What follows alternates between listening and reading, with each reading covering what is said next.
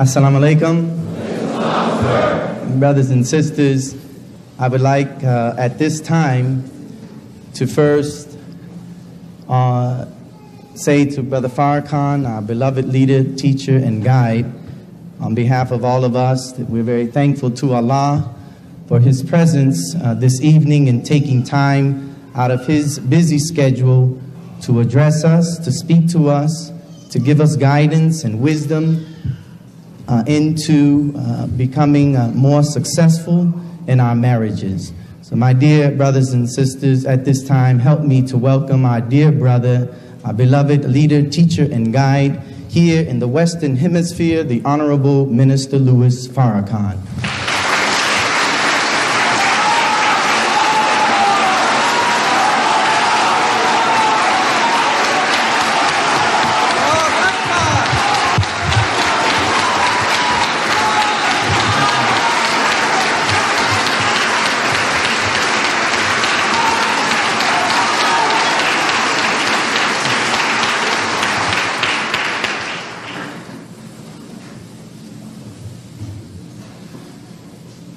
In the name of Allah, the Beneficent, the Merciful, who came in the person of Master Farad Muhammad, to whom praise is due forever.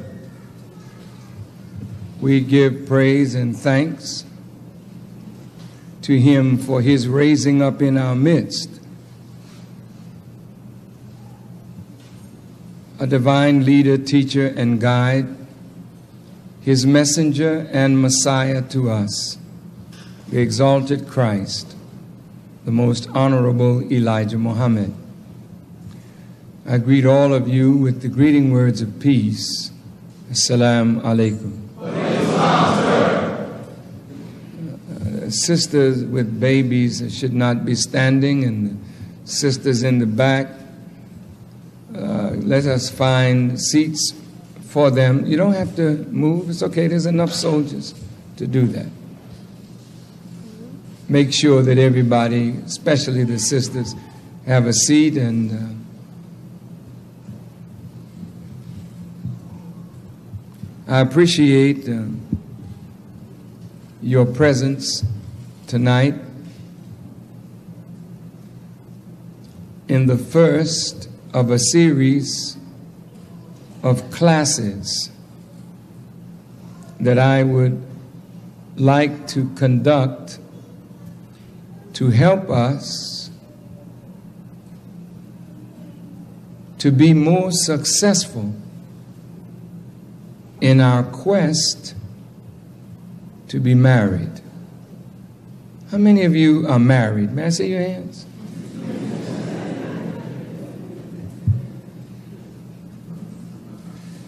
No hands should have gone up. You're in the process. And the problem is that you think you are what you are not. And when you think you are what you are not, you stop striving to become. Now I'll explain. Marriage is a process that begins with your and my saying, I agree to be involved in the process of becoming one. When I ask, are you married?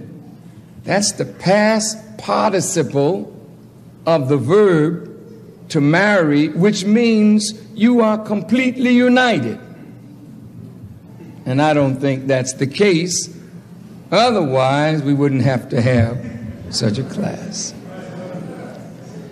So the fact of the matter is, hopefully, that we are still striving to be married. Now, being together in the same apartment or the same house, in the same bed, does not necessarily mean we are married.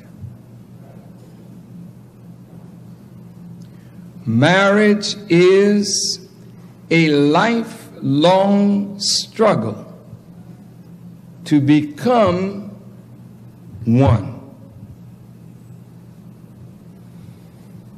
I am going to start tonight with theory, but theory is only valuable if the other side of theory, which is practice, is performed. You can have the best teacher in the world to teach you piano, voice, violin, art, but if when you are away from the teacher, you don't practice what you have been taught, then you will not be successful in passing the test. When you come before the teacher again, the teacher will always know that you have not been practicing, because it shows up. When there is consistent argument that leads to discord and strife,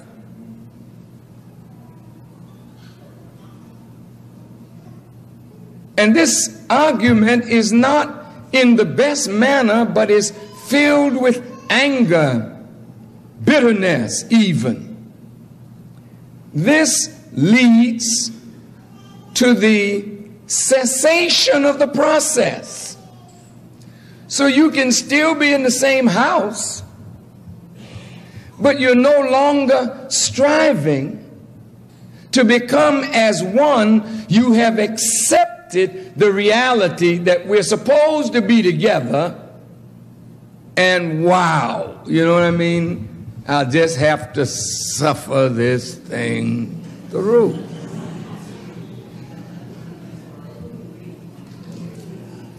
Now that is a sad state of affairs. For the wife to put her attention on the children, and the husband puts his attention on the mission or whatever, and then come home at night tired, beat up, no conversation, no communication except during the time of expression of oneness, then our marriage, for all intents and purposes, is dead.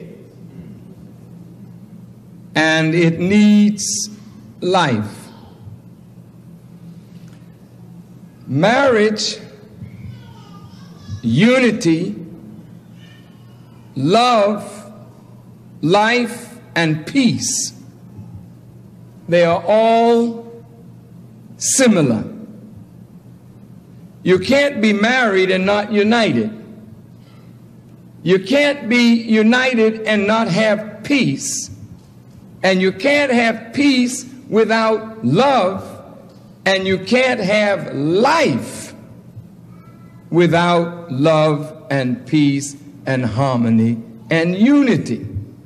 So where there is unity, there is harmony, there is love, there is life. Where there is disunity, the life of that thing is in jeopardy. You agree? Yes, sir. All right, now,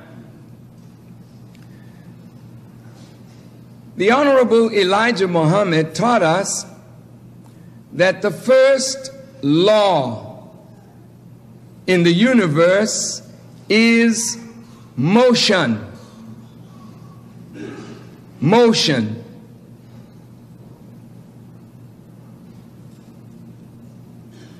What you did when you were attracted to each other, you started a motion.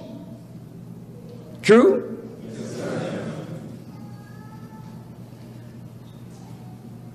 The second law of the universe is order. The motion must have order, or the motion is destroyed. And order means that there are rules and laws that govern the motion, so that the motion can continue. If anything disturbs the order, it produces greater friction. Friction brings about the cessation of motion. So in our lives as Muslims, or people striving for righteousness, there is an inordinate amount of stress on all of us. So just being alive in a world like this gives us a lot of friction. But the thing that makes friction not disturb order or motion is our ability to be in harmony with the law that put us into motion. Go ahead. I want you to just think now. What is the law that brought about the motion that brought you all to each other? Allah created us similar yet dissimilar, and the unlikeness of us created attraction.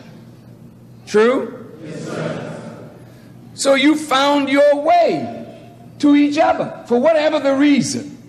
It may have been a good reason, may not have been a good reason. Your motive sometimes for coming together can determine how long this thing is going to last. So you and only you can answer the question, why did you do this thing in the first place? Well, I was tired of being single. Not a good enough motive. I had a biological need, and sister was around, and so not a good enough motive. Your motive is what gives the force to the desire. It's not just what you want to do, it's why you want to do it that gives it the spirit and the power to make it happen. And the reason most of us are not successful in what we do is because we are ill motivated. We do things for reasons that are ungodly, not proper, vain. So only you can answer the question, why did you get married to that particular person that you're sitting next to? Look at him.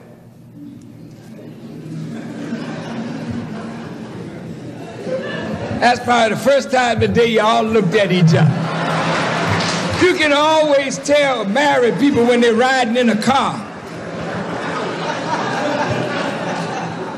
When they're courting, they're all over each other. She's almost sitting in his lap, and he's trying to drive. After they get married, she's way over in the corner, and he got a gangster lean.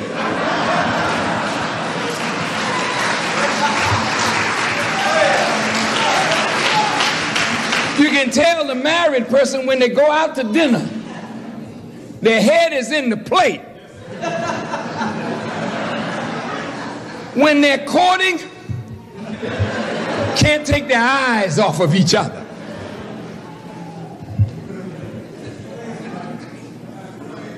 What happened?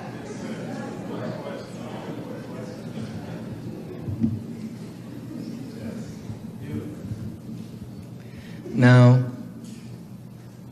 Allah wants the institution of marriage to be successful.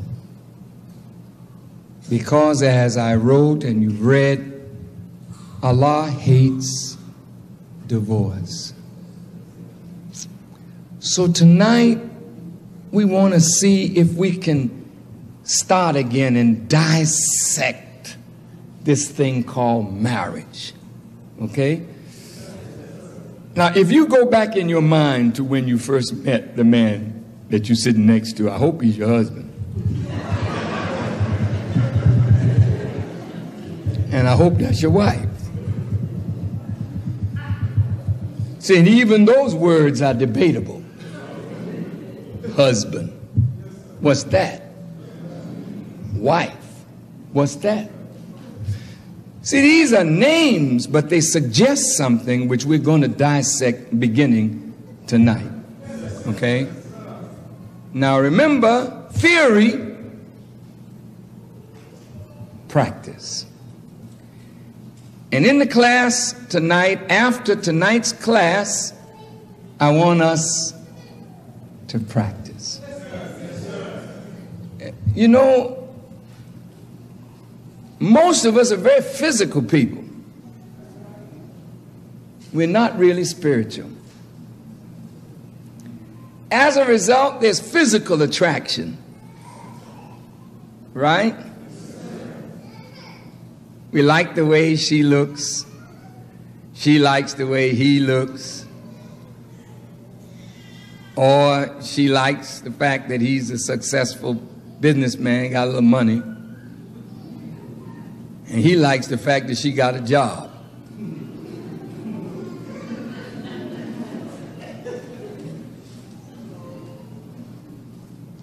So we're attracted to each other really on a physical basis. That's the first, we say contact is physical, right? But the real marriage is not physical. Marriage starts at the physical, but it goes to the spiritual. And the problem with most of us who say we desire to be married, we stopped at the physical. And the physical side of anything is so limited.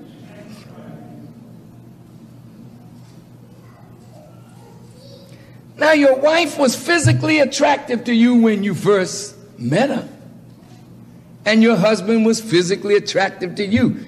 You couldn't wait to say your vows so you could be with each other physically. And that's why honeymoons, you know, they're so nice and short-lived, because reality is bound to set in. Now, after you discover the physical dimensions of a thing, there is intrinsic value here that must be discovered. Now, look at your lessons. Someone have a handkerchief. Oh, where was I? The God's around me. If you look at your lessons, Master Farad Muhammad started with the physical, who is the original man, Asiatic black man, maker, owner, cream of the planet Earth, God of the universe. Everything there is like physical description. Who is the original first man? He's Asiatic, meaning the earth, you know, Asia. Physical, man, physical, maker, shaper, physical, owner of the physical reality, God, power over material things. In English lesson C1, God moves away from identifying us by the term Christian. How old is Christianity in the student enrollment? He don't deal with that. He does not deal with your color. What is your own self? He said, my own self is what? A righteous Muslim. Now he's not dealing with your color. He's dealing with who you are on the inside. The nature of you. All right? Allah says in the Quran, He created all human beings to be Muslims. So He says, how many Muslims are there in North America? A little over 17 million. That's the whole population of original people. So you may look at sister so-and-so or brother so-and-so as a Christian because of the orientation of their minds. But Allah looks at them as Muslims. Now, if you recognize that the woman that you married and the man that you married, beyond the physical limitations of the earth, are Muslims, they are righteous people by nature, then feeding the nature of the individual, discovering and exalting the nature, will move you more toward a successful union. All of your arguments, what are they over? Money? Come on. Or the lack of it? Irresponsibility? Failure to be clean? Won't cook? House untidy? You don't come home? You're grumpy?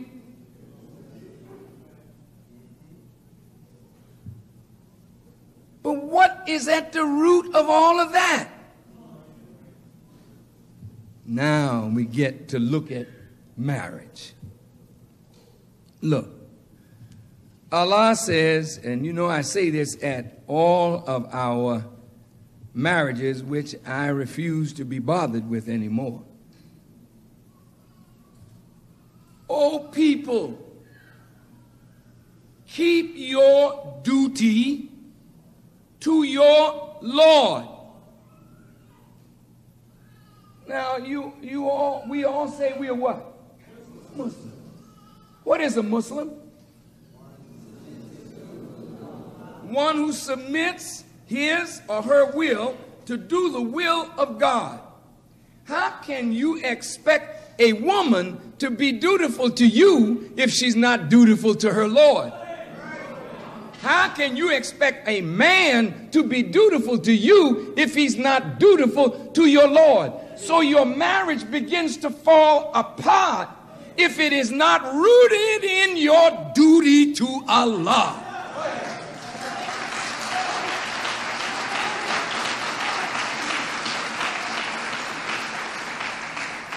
Now, how many of you believe in Allah, who came in the person? Very good. You made a start. How many of you believe that the Honorable Elijah Muhammad is his messenger and the Messiah? Would you raise your hands, please? Then my question to you is, do you have a duty to them? Okay. Now you fussing at each other for dereliction of duty. But you don't fuss at each other for dereliction of duty to God. How many of you have said, wife, honey, it's 4:30. Let us get up for prayer. Well, that's good. I'm not asking you to raise your hand on this because I know this was only 2 or 3 hands anyway.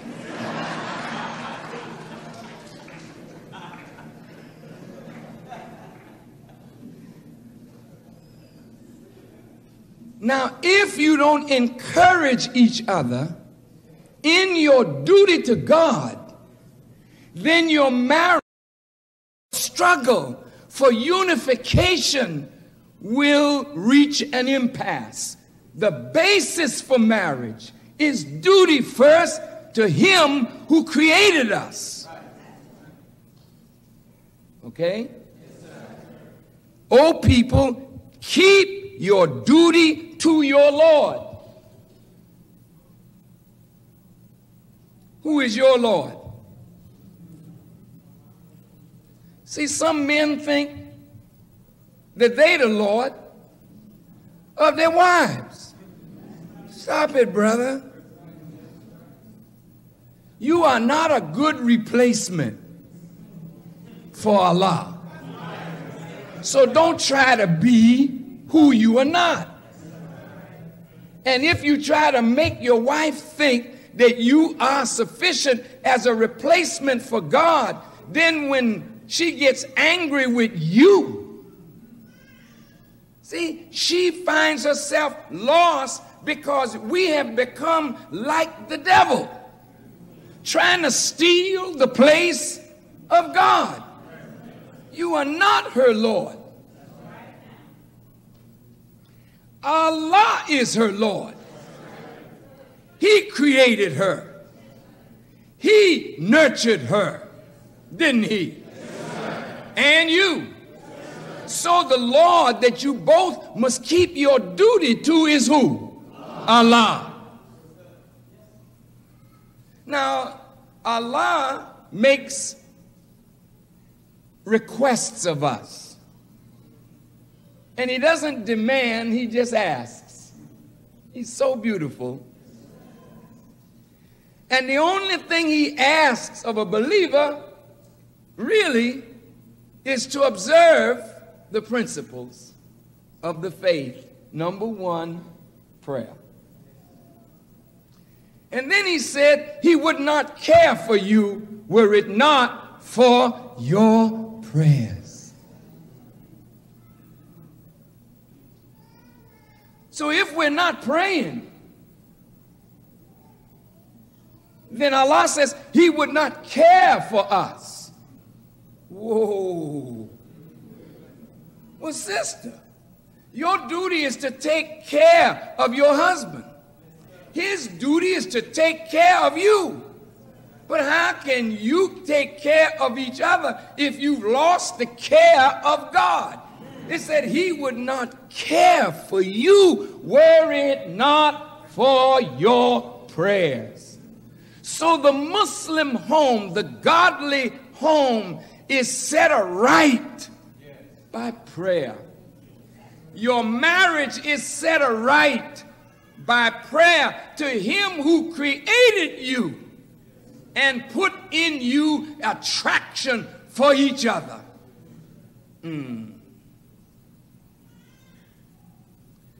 Well, let's look at this.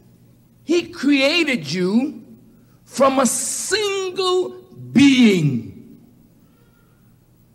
and created its mate of the same kind.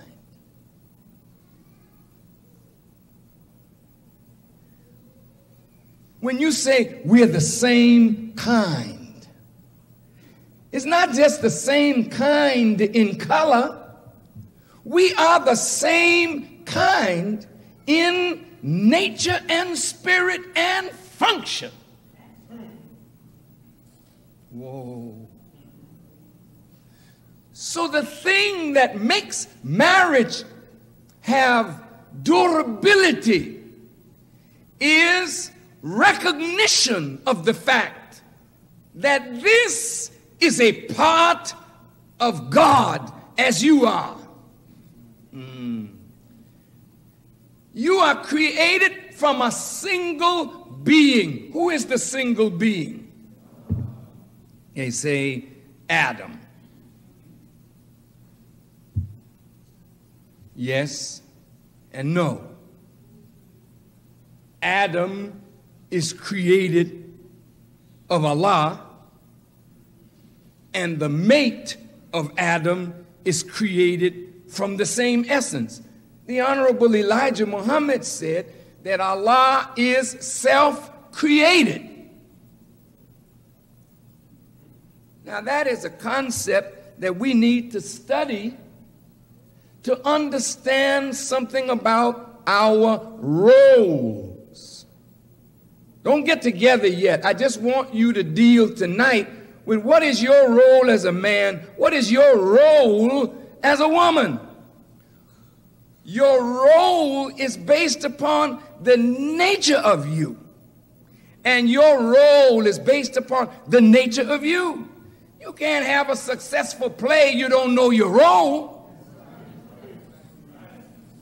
If somebody's the star and you are in the play as a supporting actress or actor, how are they going to get along with you if you are out of your role, playing their role? You playing their lines, they are trying to play yours, and everybody gets confused. And the director is looking at this because, why aren't you playing your part? This is not your role. Oh, excuse me, but I like her role better, or I like his role better.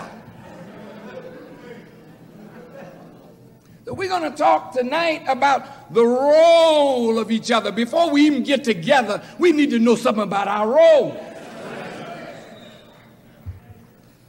Because this is the play of life. Act 1, scene 1. And maybe you have not read for your part yet. So let's go back to the beginning. We're not getting into the play yet. We just need to know, what role, brother director, do you want me to play? I want to try out for the man's role. Well, if you're a man, it's all right, but it's wrong if you're a woman to try out for the man's role.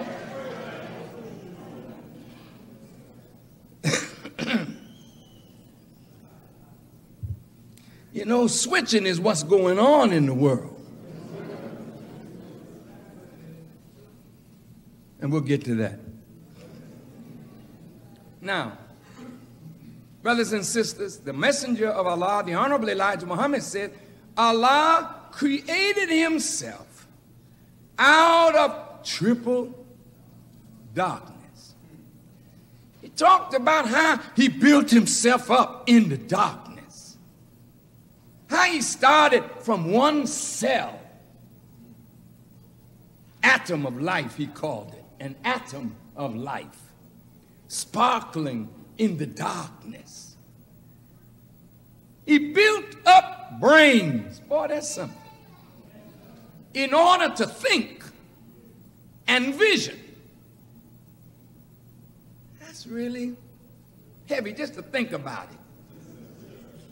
The messenger didn't say how long it took for him to come out of this state into a developed being.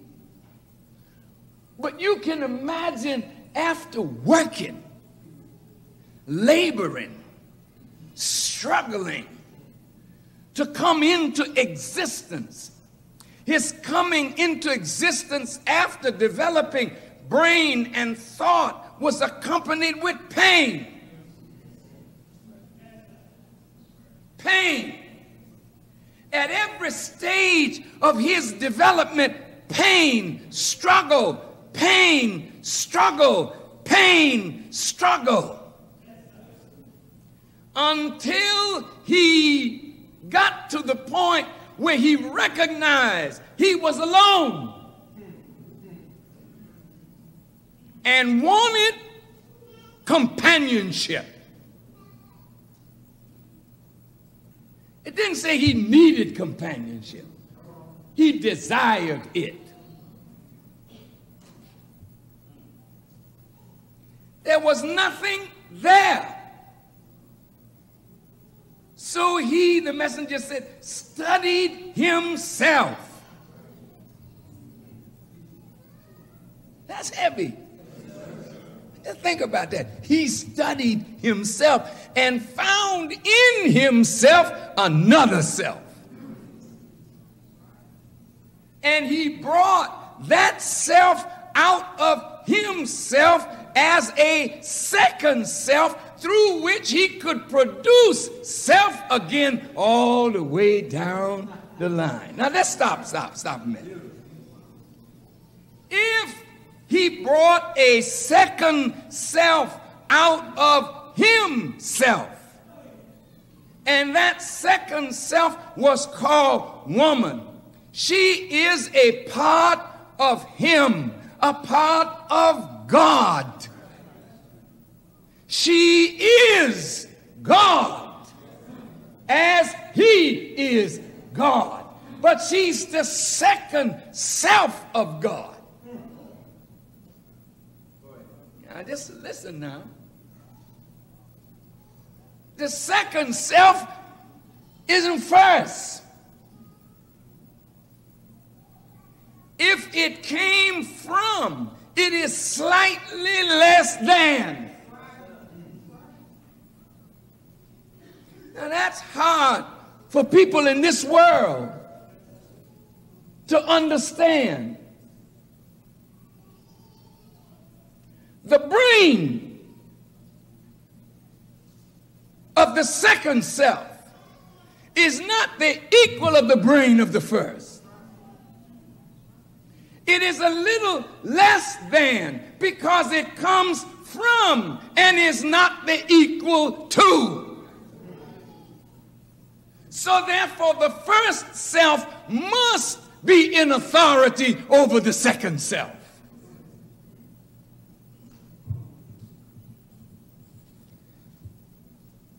But he had a role. What is his role? He is creator. So whatever he brings into existence is dependent on him for certain things to be to him what he created her to be. Well, the question is, what need did he have? He's in pain, struggling for what may be eons of time to come out of darkness. He needs something to look at that is kind to the eyes. He needs something to behold that is attractive to him. He needs something that can comfort and console him in the pain of his struggle to come out of darkness. He needs something that can talk to him about his desires and help him to meet his objective. He needs a helper.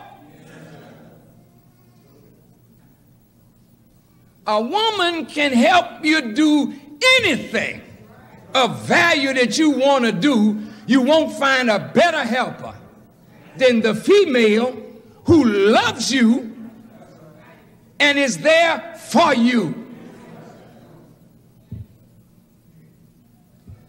God is a creator. He had a lot of big things to do. He needed a big helper. Not big in size.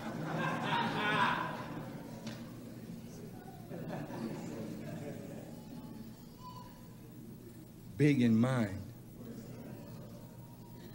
And the second self of God is a powerful self. And from these two, you get your roles. And he spread from these two many men and women. Now it comes right back and repeats it again. And keep your duty to Allah, by whom you demand one of another your rights. So he's saying again, duty to God is first, because it is by him that you have a demand on each other for your rights. A woman has a right to expect certain things from a man, and a man has a right to expect certain things from his mate. The problem is that you are disappointed with each other because you are not getting what you expected. Some of you only had physical expectations and you're tired of that and you wonder what's next.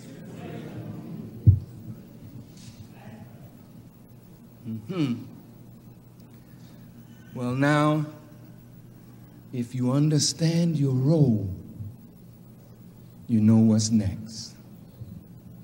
Now, your role is given to, let's start with the man.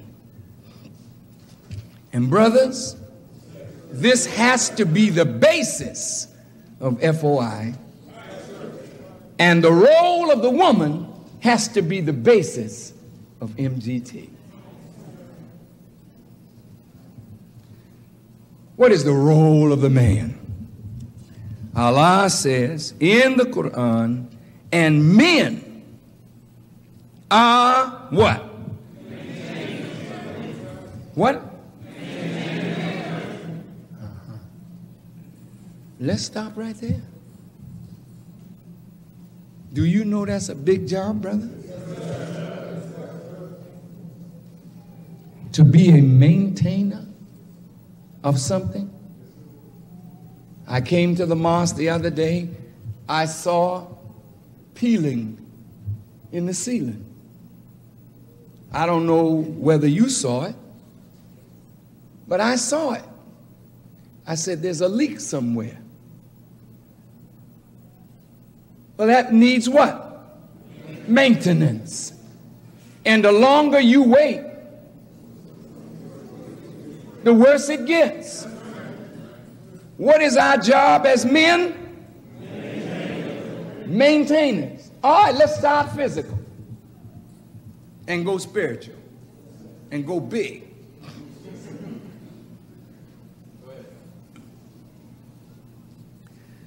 Now, there's biological needs. Food, she needs to eat. You didn't find her emaciated. You found her with some flesh on the bones, which means she was eating. And when she comes under your maintenance, she hopes to continue. When you found her, she didn't have a fig leaf on.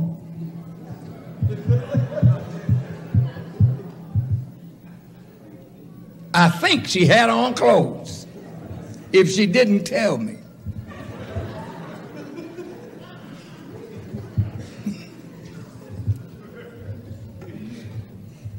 Of course she did. Well, maintenance means you can't have the woman hungry and raggedy. Is that right, sisters? You sharp as a tack. Got the latest style, fine shoes. Your wife got run over shoes. Tacky dress. Can't get her hair done or weaved or something.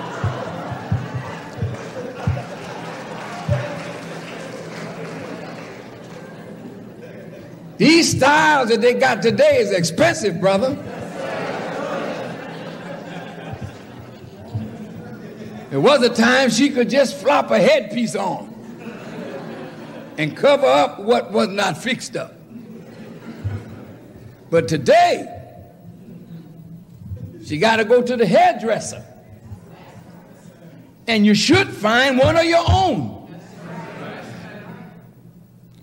Keep your money as best you can in your circle. Strengthen each other. That's the way it should be done.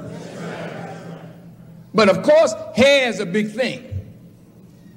I know with me, I like a particular barber. I like the way he cuts my hair. He becomes my barber till he's dead.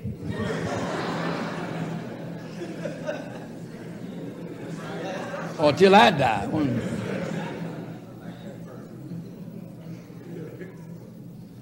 My point is that when you saw her, how was her hair? Wasn't it nice? And she was fixed up, wasn't she? Yeah, she had to struggle to do that, brother. When she knew she was coming to meet you, she got it together, man. I don't know how she pulled it and did what, but she got it together. She did not come to you looking a wreck.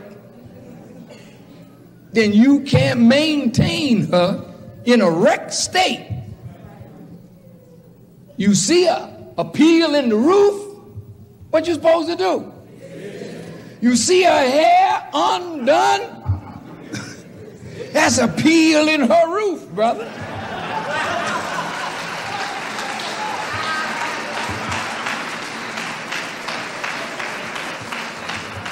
And you sure don't want it to rain on her parade.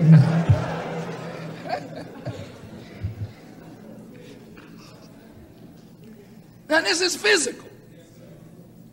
You got to keep her up. Now you notice the messenger didn't say good houses.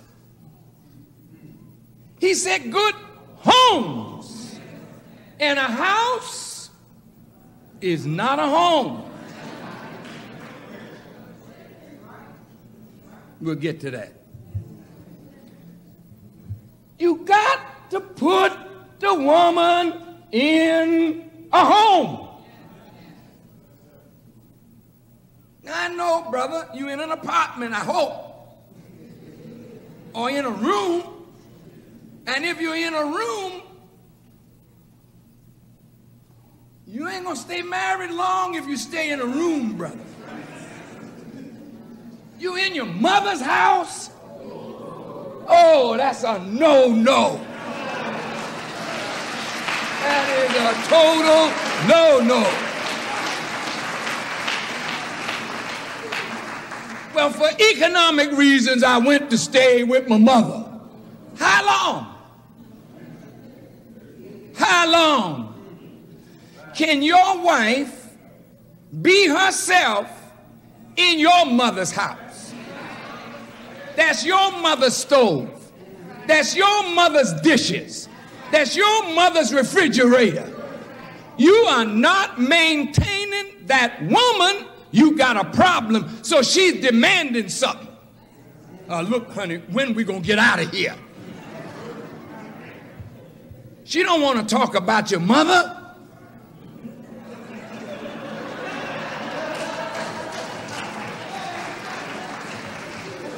That's just not respectful. Because she know you love your mother, but your mother's a pain.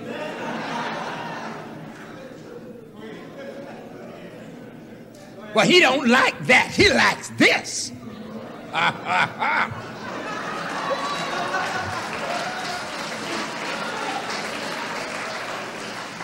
Oh, no, honey, he don't like it like that. Put more stuff in here. No, get out of the way. Let me show you how to do it.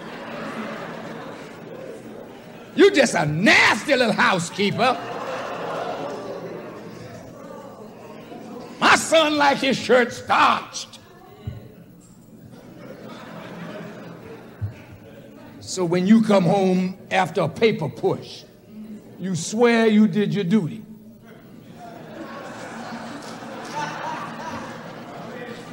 And then she says, honey,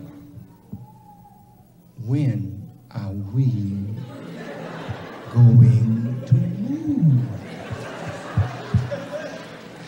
And you say, look, I done told you. And don't ask me that no more. Well, your mother is a pain. What?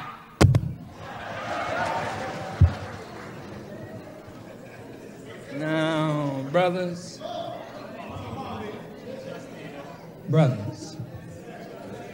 I hear that some of you hit your wives. I hear that some of you slap them. I hear that some of you get real violent. I hear that some of the wives smack you back.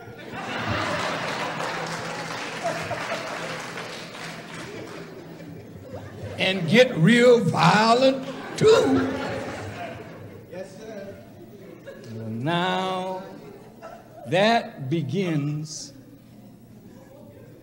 the undoing of the process. You don't want your wife to be afraid of you. And you don't ever want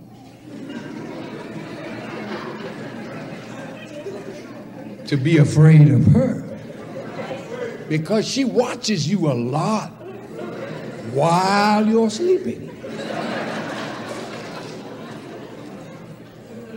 So this fighting business has to stop. And the only way you can put a stop to male and female abuse of each other is you got to play your role. Now I'm starting with brother man. Brother, you can't play your role without money. That's why the lessons say money, good home, friendship, money. So a lazy brother can never be a good husband. Let's start right there. A lazy man who really don't want nothing, don't need a wife. If you have no object in life, no vision of where you want to go, you don't need a wife. Listen, listen, listen, listen, listen. Every man should know where he wants to go before he seeks someone to help him get there. So brothers, don't tell me you want to get married. If I ask you, what is your vision? What do you like to accomplish in this life? Huh? What? What do you mean accomplish? I just want to get married. Where do you want to go? What do you want to do with your life? Because in reality, when you seek a wife, she might have a competing desire. She might know where she wants to go. And maybe you don't want to go there. And maybe if you know where you want to go, she don't want to go there and won't sacrifice to help you get there. Stop. Let's start looking some more then. Because there's somebody out there, brother, that will help you if you know where you want to go. And most of the time, the brothers don't know where they want to go but to the bedroom. And after you get there, well, then what? Oh, there's more to this than that. Yes, brothers, that's what FOI has to begin to teach now. The brothers have to have a vision of where they want to go personally in their lives. And their wives must know that this is where I want to go. I want to be such and such and so and so. Well, she's got to decide whether she want to help you. She might say, well, I want to be a dentist. Well, that's nice. But once you start making babies, then you got another thought that you have to consider being a professional woman and a mother. Which one will take priority? Okay? Now, brothers, if to have money means you can maintain her then the first thing you need as a man is a job. I'm going to put that on the board.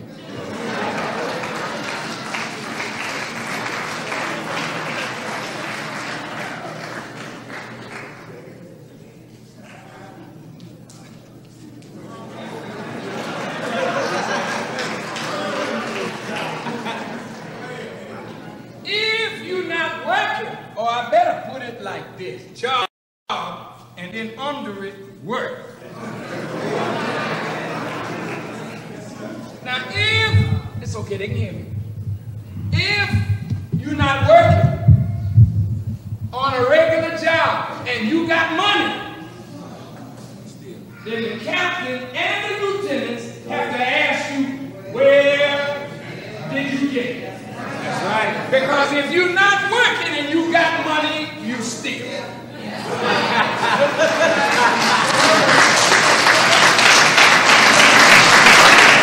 Or you sell it.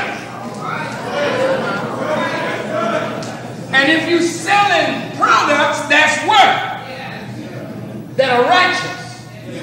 But if you're selling drugs, that's criminal.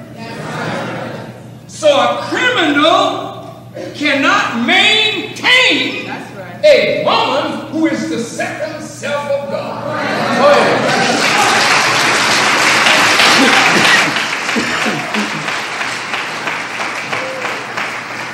So, brothers. Yes, sir. Now, wait a minute. You say, well, look, man, I got a fine woman, and I did sell drugs, and she dug it because I could bring the money home. You know what I'm saying? Yeah, that's because she didn't know herself. But when a woman knows herself, she demands something better of her companion. And when you know yourself and know herself, then you are her maintainer. Then it is your duty that God gives you to keep her up first physically. I'm going to put this on the board. One is physical.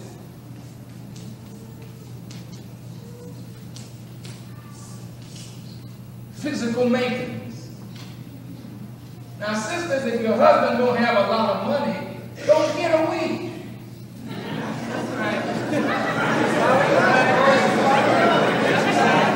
Get a straightening.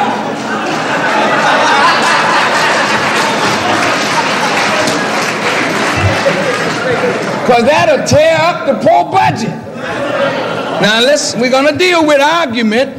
Because all the argument over how you mess up the money. And you don't have proper priorities. A priority is not a weave. It's not them funny nails.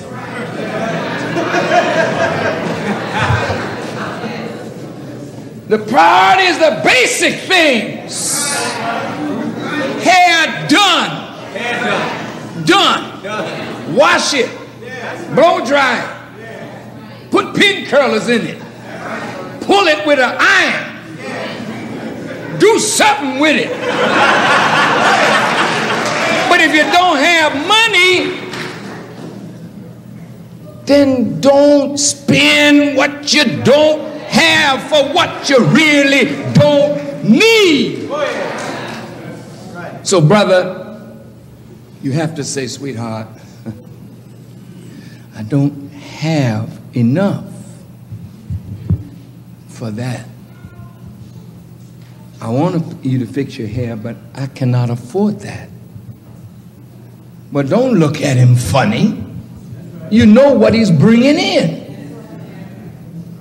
And you must not misspend your husband's money.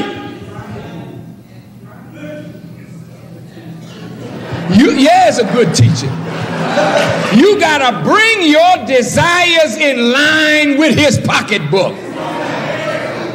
Now that may mean you can't desire too much or nothing. So while you're doing the dishes, you sing your song. I got plenty of nothing. Nothing's plenty for me.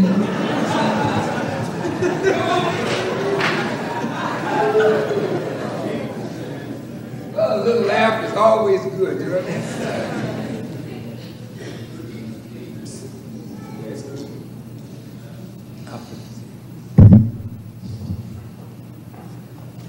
Now, brothers, I'm talking to the brothers now.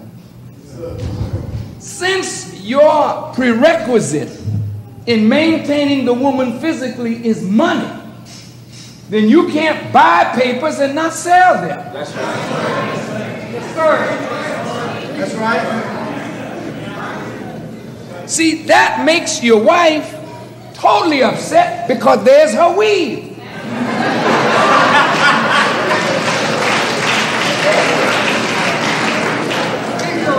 There's her nails. There's her shoes. There's the baby's diapers. Sitting in the corner with the minister's picture on the front page. And after a while, she hates the paper, hate the minister, hate the nation, hate the mosque, hate you. Nigga, we was doing all right till you joined the nation. Come on now. You may look good to your lieutenant, but you ain't sleeping with him.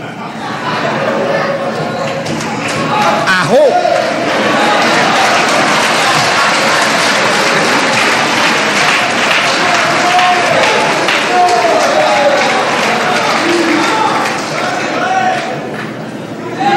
I don't know whether this tape is for sale, brother.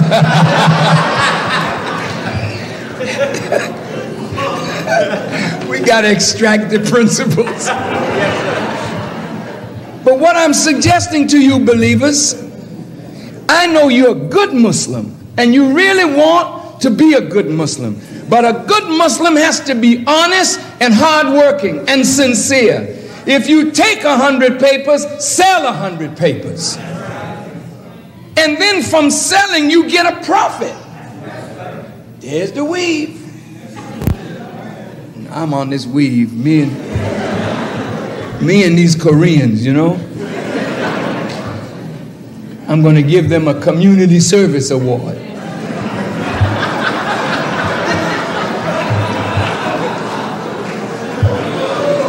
Because the sisters that didn't smile even before because they thought their hair was too short can laugh now.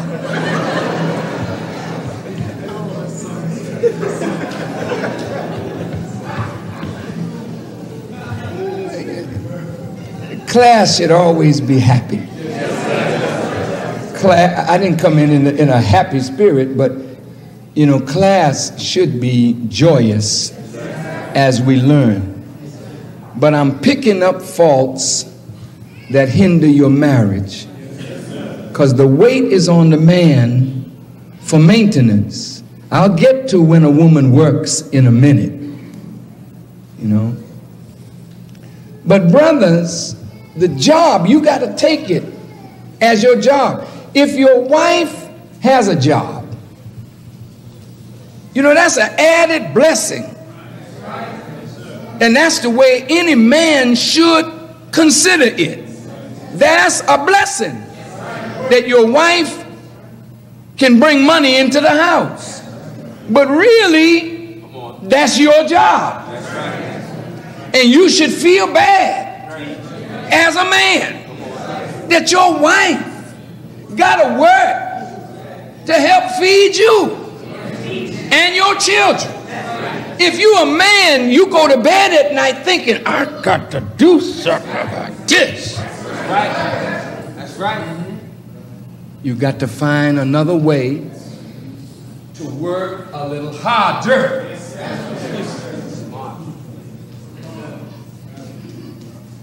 So you can get more money.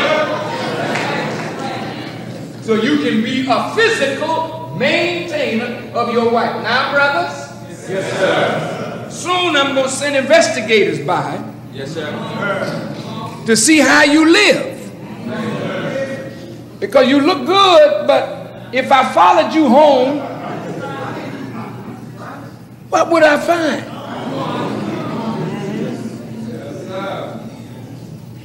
cardboard box with a paper plate on it.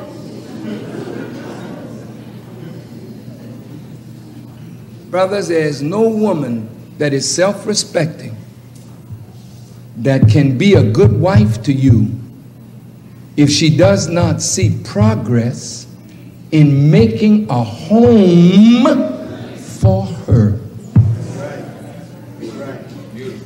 Now, if I could help to make men in that FOI that are so strong mentally, spiritually, and morally, and physically, that they will go out and make the money, that they will be able to start in an apartment and tell me in a few years of being in the mosque, my wife, I put her in a home. I carpeted the floor. I gave her the modern conveniences.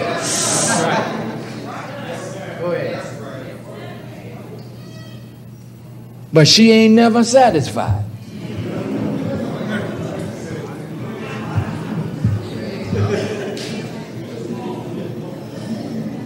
She ain't made that way.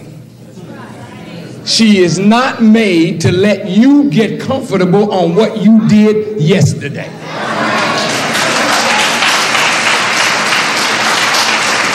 She really is the epitome of the lesson. What are you doing today for me, baby? I want to hear from you at once. So whatever you did yesterday, you better do it today and be prepared to do more tomorrow, because she'll be on your case. Because maintenance is an everyday thing. How many times you wash your face? You didn't wait for a week, I hope. Maintenance is every day. Maintaining the wife is every day. Every day. Every day. Open the refrigerator. Is there enough food? Every day. What is needed to keep the home? You mean you don't have Tide, you don't have Bounce, you don't have Clorox, you don't have scouring powder, you don't have mouthwash, you ran out of toothpaste. You say, well, baby, look, put your finger in your mouth and rub it across.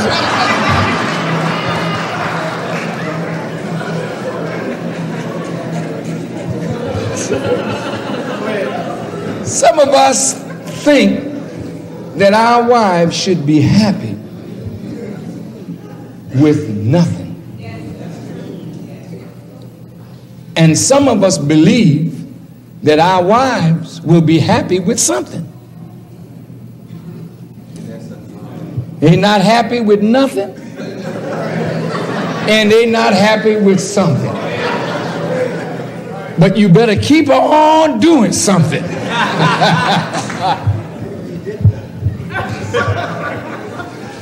Am I lying? Sisters, if I make a mistake, you tell me.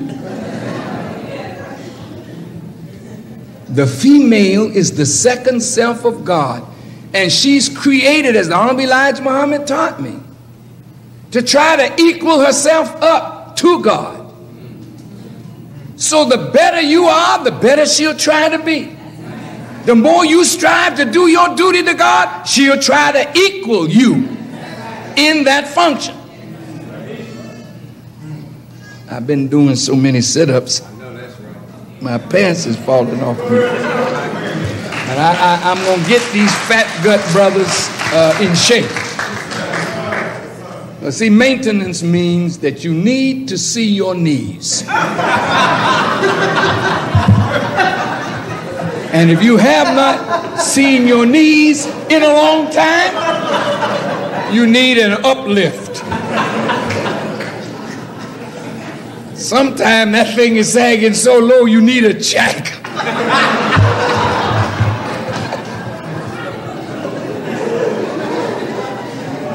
not a good take, Brother Chapter. Go ahead, brother. Physical. You understand physical now, you need money. So FOI, Brother Captain, in the restructuring of the FOI, we have to teach and train every man, Yes, sir. to be one who knows how to make money, to be more of a provider and maintainer for his family. That is making a man. Yes, sir. You with me, brother? Yes, sir. Don't you want to know more how to make more money? Yes, sir. If you don't have a job, then there must be those in the FOI that teach us sales technique so that we can become a master. Yes, sir. Because the more you master selling, I mean, you can sell anything and make a living, and the more you sell, the more money you make, and the more money you make, you can make a good home. Come on. And friendship in all walk of life. I'm getting to the home part later. Yes, sir. But we just talking about role now. Yes, sir. Maintain.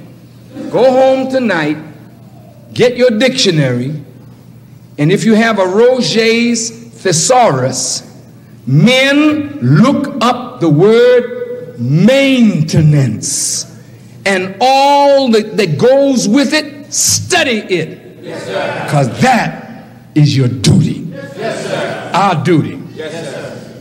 Physical now. You're a protector. Physical. Yes, sir. You fight for her. Yes, sir. You let no harm come to her. You give your life for her life. You're a protector, and you can't be her protector and don't have the will to fight or the skill to fight. I'm talking about physical now. Yes, sir. Every man has to be a fighter. Yes, sir. Make all men and boys join the FOI and make them brave fighters, willing at any time to give their lives for Allah's sake and righteousness. That's right. Maintenance. Providence. In the word providence is provide. In the word beneficence, bene, meaning well and good doing.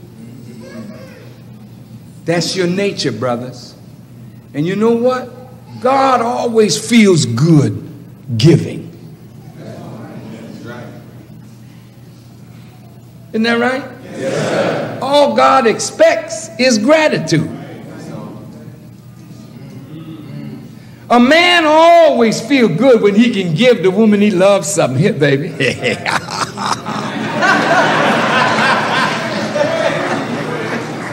His heart almost busts when he can go and pick a dandelion.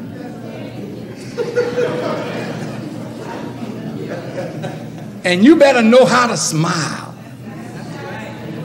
when he tried to do something nice. Is that all you could do? Sister, you got a fight on your hand if you talk like that. If the man bring a rose home, even if it don't, you in a bad mood, make him to know you appreciate his effort at a small thing, and the next time he'll make it bigger. But brother, when is the last time you did bring a rose home? When is the last time you gave your wife something that she didn't expect? The man is a giver of gifts.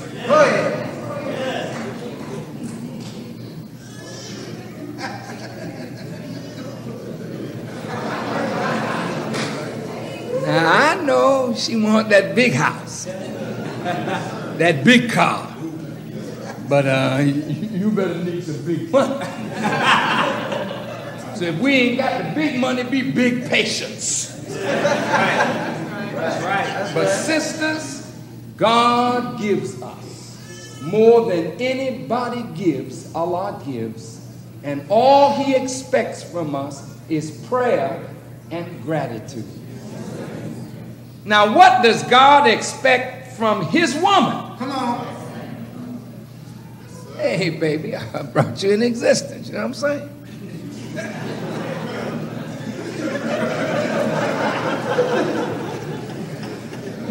You like your body? I give it to you. I formed it for you. You like it? Yeah, I did that. Little it is that you give thanks. Ingratitude makes Allah displeased with us. Everything we got, brothers, Allah gave it to us. So we should be grateful to Him. And when your husband does something nice for you, sisters, what should you do? What should you do? Be grateful. Don't just say thanks. And your mouth all curled up funny. Make over what he does. He'll do more. Because he really wants, if he's any kind of man or husband at all, he really wants to please you. And you don't know, it makes a man feel so good when he knows he has pleased the one he loves.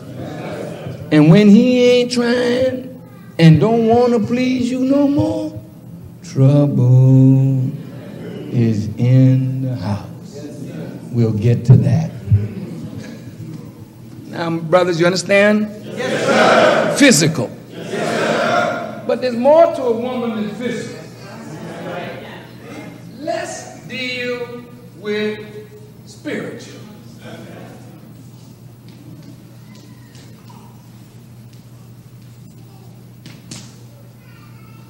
Who is she? The second self of God. What kind of conversations y'all talk about at breakfast?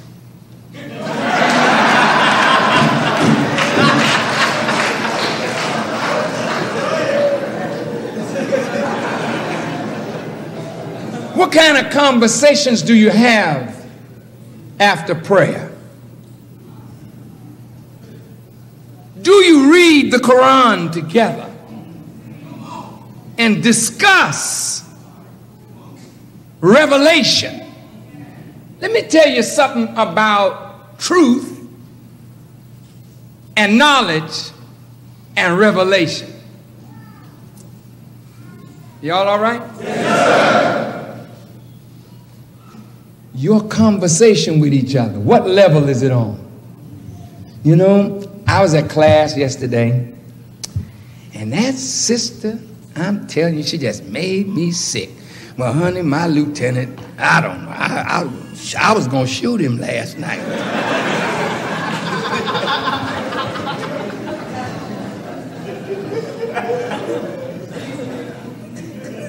I'm sitting down trying to listen to the minister. And he done tapped me on my shoulder with an ugly look in his ugly face, telling me about come to the back.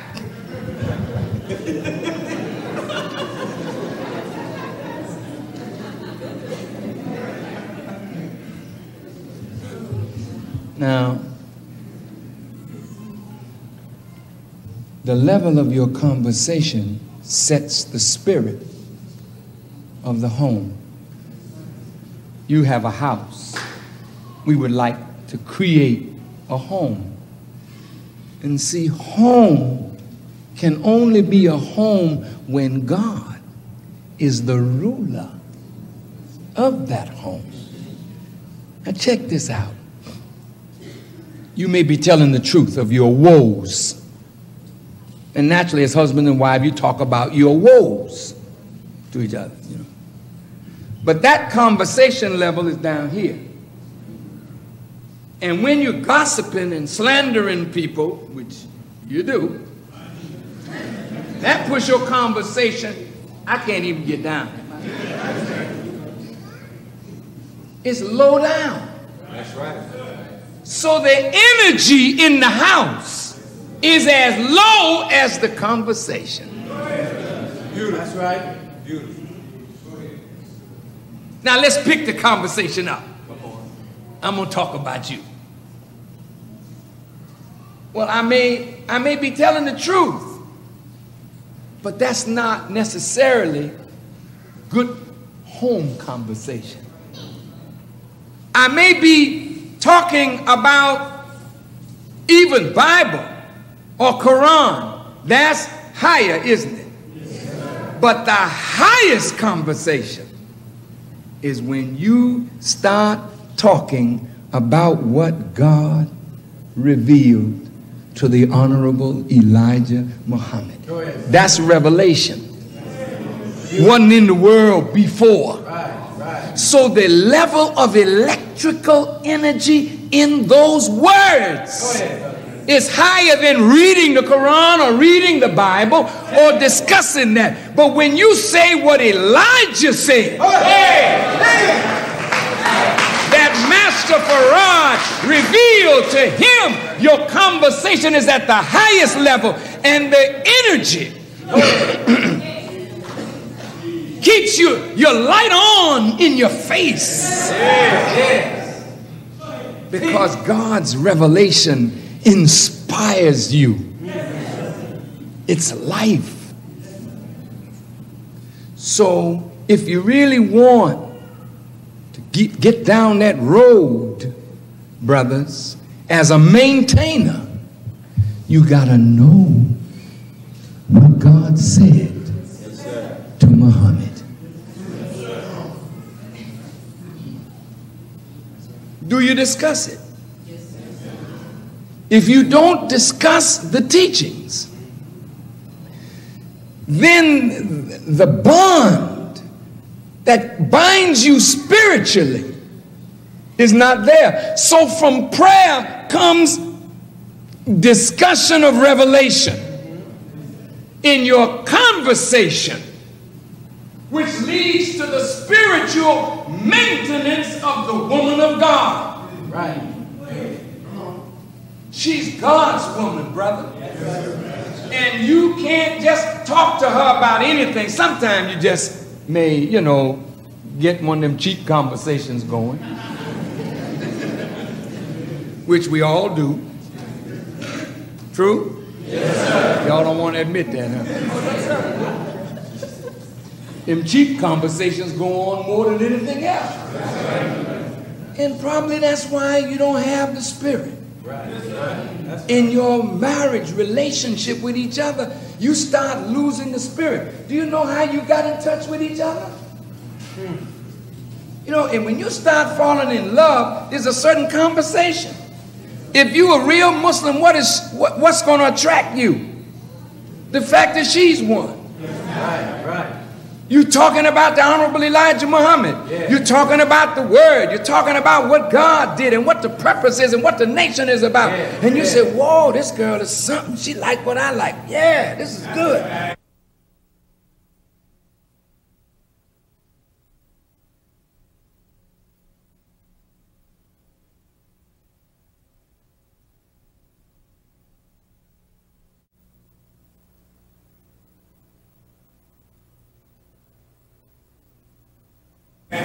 Then all of a sudden, after you get married, the carnal conversation ain't on that level no more. Hey, baby,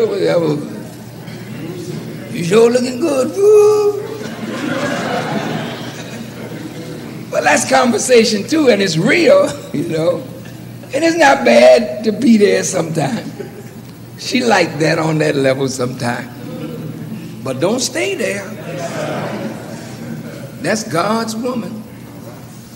And she loves God. And the more you and I reflect God, the more she fall in love with us. God is stern, but God is kind. God is stern, but God is just. God ain't no fool, he's super wise. God is knower of subtleties, and women are full of subtleties. Somebody banging?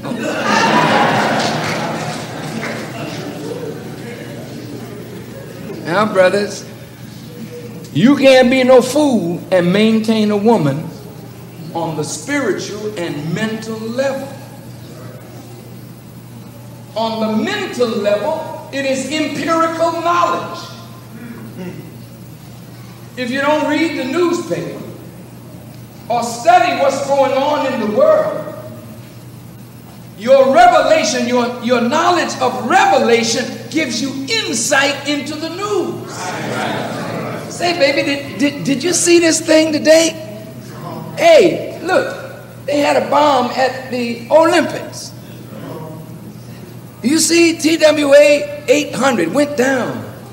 Over 60 people saw a light going toward it. Now they ain't talking about that no more. Now they're saying they don't know what happened. The black box didn't give them nothing. All of a sudden now, Clinton is talking about Iran and Libya and terrorism. What's that all about? When you know the teachings, you can begin to compare notes, and before you know it, the level of your conversation is intellectual, it's stimulating. Because a woman, listen, a woman that is talking to babies all day long, she wants to break out of baby talk, and she wants to sit down with her husband and talk on another level.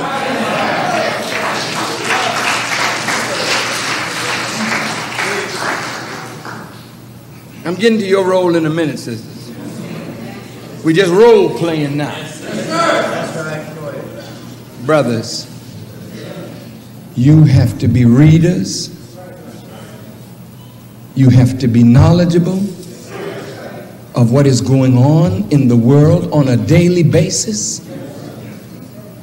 You must be insightful, and you must engage your wife in conversation that reflects the mental prowess that you are trying to develop. And you'll be surprised what she will add to that conversation from her insight. Don't you think that women don't have insight into these things? Listen to Sister Tainetta Muhammad. She has insight into the things that's going on in the world, but you won't know that unless you engage her in that kind of conversation, because she ain't going to talk on no other cheap level. That, to me, is what her husband was an example of. He was the master of the teachings of Master Farad Muhammad. And he attracted her with those teachings. And he nurtured her with those teachings and with the understanding of the Quran. When you marry a man of that kind of knowledge, you should be constantly trying to extract from him what he knows about God. And every man who is a God, lesser God, should try to know as much about God, so that the conversation in your home can be based on God and what God revealed and what God's will is, since you both are Muslims and your duty is to submit to do his will. Is it making sense? So, brothers, now this physical, spiritual, mental, which I just mentioned,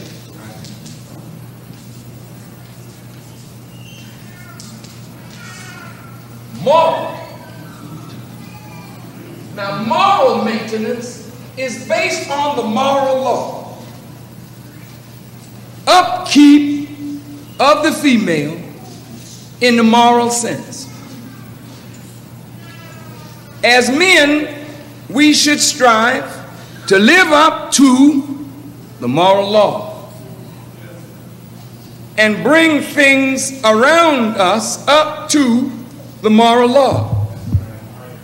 And when we would lapse, the mate should help the person to come back to the moral law. Upkeep, maintenance on all levels. That is the duty, the role of the man. Now, brothers, if you were to rate yourself, A as excellent, B as good, C C as fair, D as poor, F as a failure. How would you rate yourself in your upkeep and maintenance of your wife on all these levels? Don't tell me your grade. I know you'll give yourself an A. But honesty demands, well, ask her. Ask her. Not when you get home. No, you better ask her here, because it might be a fight.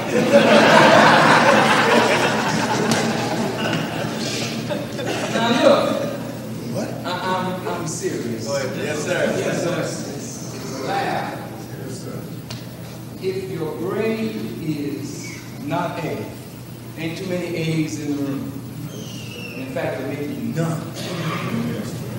Is that right? Yes, sir. Who is A in the room? Is anybody? You can't judge me. You ain't my wife.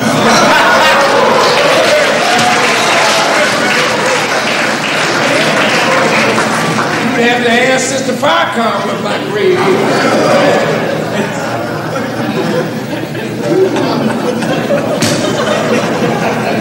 And I ain't gonna tell you what I think it is. I do my best. But I got room for improvement.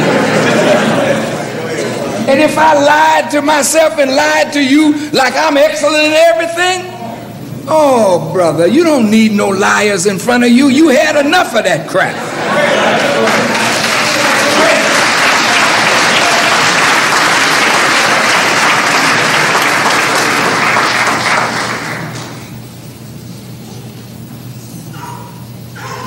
My wife would have to grade me. I cannot grade myself. Now you have to be fair, wife, because you can't grade him on desires that you have that's way out here. Grade him on how well he did by you with the money that he makes. And if he only made a little, then you can't grade him as a failure simply because he didn't give you no good home and you know damn well he didn't have good home money. So some of you ain't qualified even to grade your husband because you really ain't got a yardstick. I just gave you the yardstick.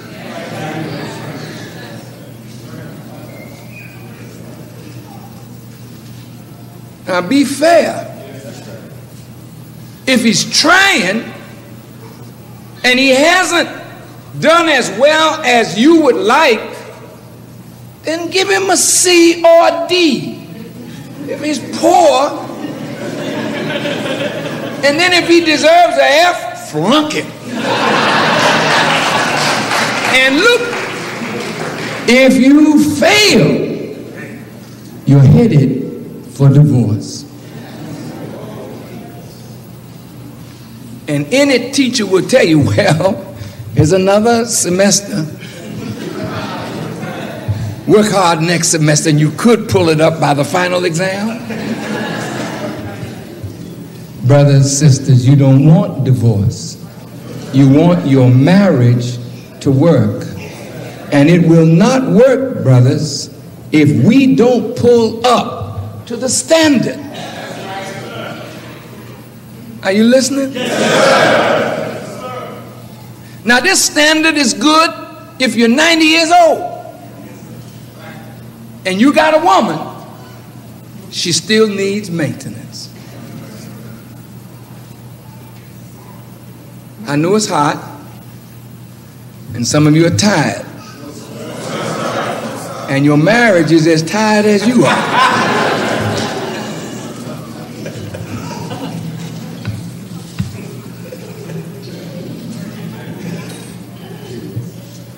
I don't think you're more tired than I am. And I don't know whether you're hotter than I am because I'm under these lights as well as the heat. So you can bear it. Stay awake. Well, so much for the man. Now,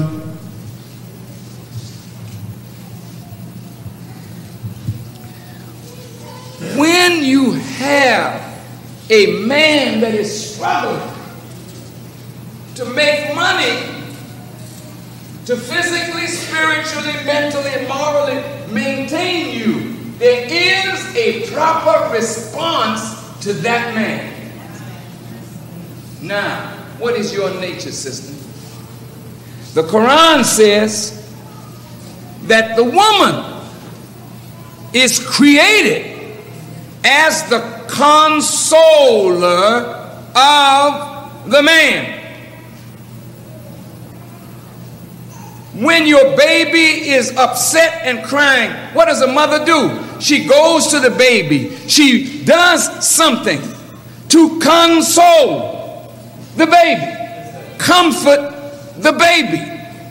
A woman is a comfort and consoler to the man. And if the man is hard working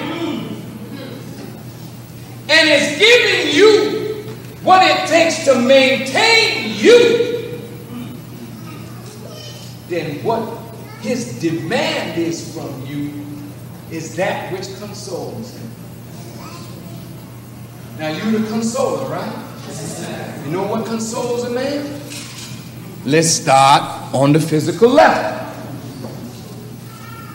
How did he fall in love with you? As an Aunt Jemima looking woman? Bad breath, drool running down the side of your mouth. He didn't fall in love with you looking like no rat. So what consoles his eye is when he comes home, he see you. And you should know when he's coming home and get yourself ready to receive him at the door. You didn't hear me. You be hiding off in the bed somewhere. You hear the key come in the door, you don't give a damn. You know what I mean? All the niggas.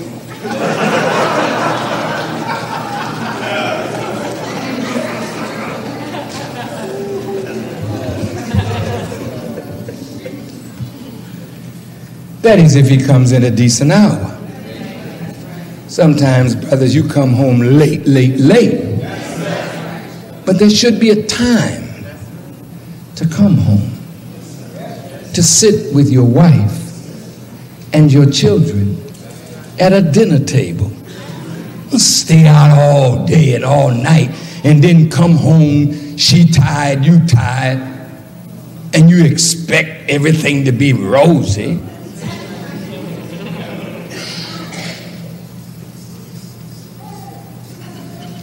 But when he comes home, sister, look how pretty y'all look tonight. I bet he ain't seen you looking like this in a long time.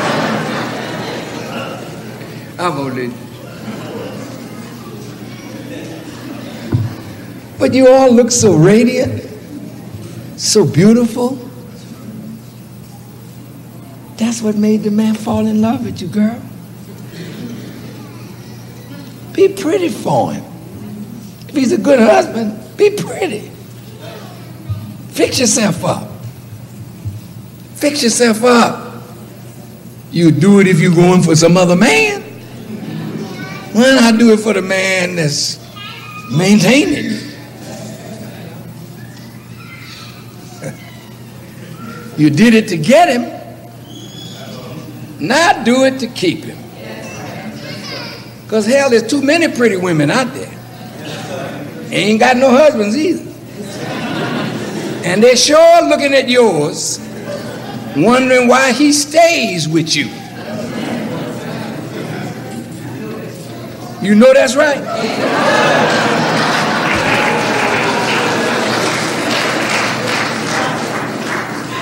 Sisters, let me tell you. When you know that that man is married,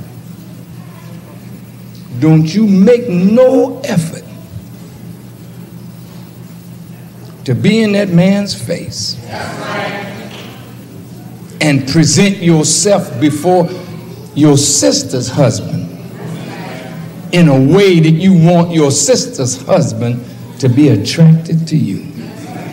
Your motive will condemn you with God. You hear me? Yes, sir. All right. Now, you know he's coming home. The way you look is consolation to him. You know, it's nice to hear your husband say, baby, you sure look good. How long has it been? Baby, you sure smell good. How long?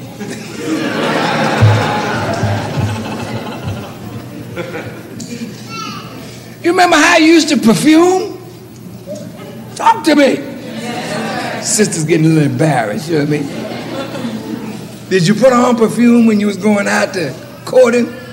Yes, you did. You made sure you had a little something here, a little something behind the ear.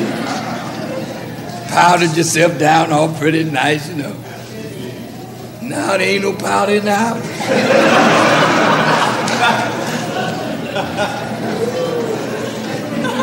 She can't find the perfume bottle.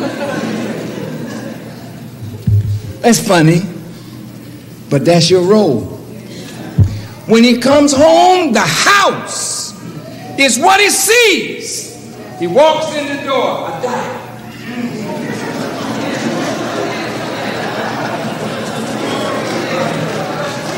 You go in the kitchen, dishes. You go in the bedroom, the bed ain't made. You go in the bathroom, jewelry all in the tub. Everybody's rings is there.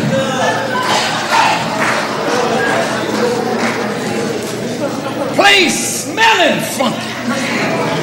When he hit the door, you ugly, the house ugly. What's going on? What the hell is going on?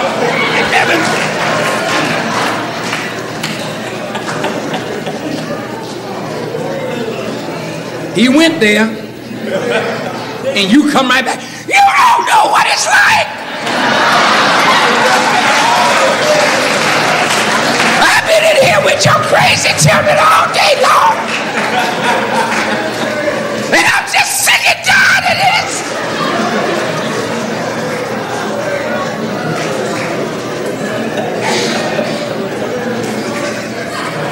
This is not a good tape, Brother Sharif.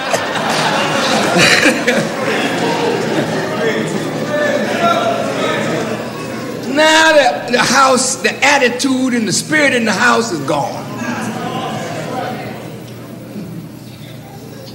You go in the kitchen,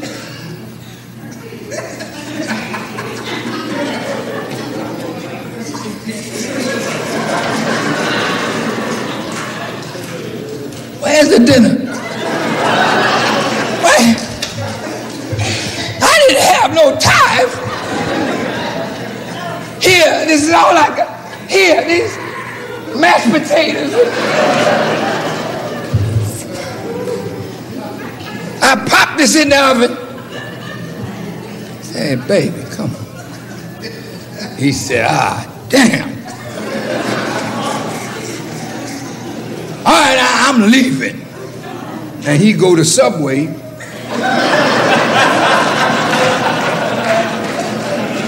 And get a 12-foot sandwich.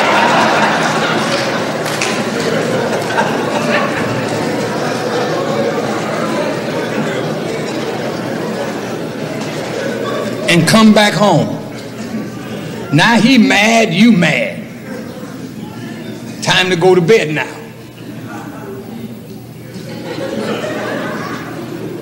Sometime conversation starts. Ill-motivated.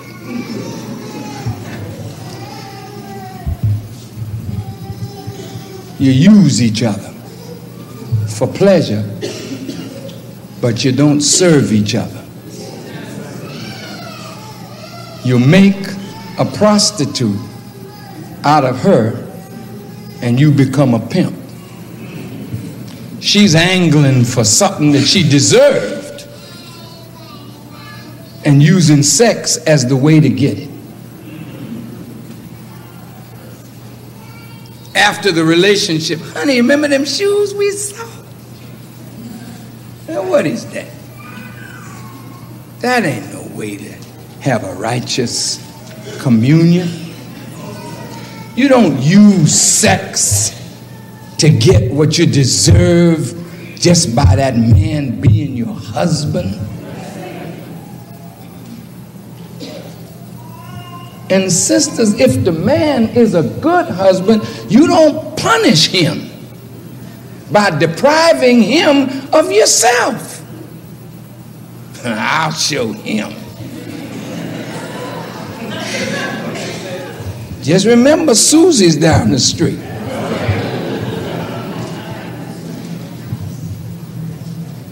And what they don't get at home, they may not be out selling papers. You know, there's a lot of adultery. And there's a lot of fornication. And there's a lot of game playing and hypocrisy. And it's got to stop. And you all have got to learn how to make each other happier than you're doing. We have to do this if we want our marriages to work. You are his consoler. When he comes home and he's in that work and he's bothered, what do you do for him? He really don't want to hear griping. You got to pick the time. Minute to get in the door, honey, your children is driving me crazy. Beat the hell out of them, I don't care.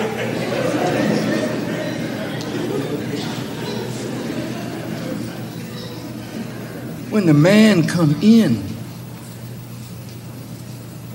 if he's been out working with us, he's been catching hell. When he get in the door, that's his home. That's his place where he gets refueled to go back out there again. So your job, listen now, physically is to look the part, keep your home up to par, and then have a conversation for him that gives him peace and quiet of mind. That's your job. That's your role, sisters. I noticed how quiet it got. Now, on the physical level, it's one thing, but on the spiritual level, what do you say to your husband? From the words of God that console his mind. How can you say anything from the word of God and you don't even pick it up? You don't know nothing about the Quran. You never read the Bible, yet you're a Muslim. How can you be a Muslim and don't know the book? Don't even pick it up, don't even read it, don't make time in the day to see a few words of what Allah says. So when that man come in and he's beat down, can you bring a word to him from his God that would rest his mind? Can you say to him after he's been out there wrestling with our savage people? See, sweetheart, how you feel? I don't feel too good, baby. I had a bad day. I understand. Well, come on, honey. I got the children all together. They about to go to bed. And why don't you just take a hot bath? And I'll rub you down.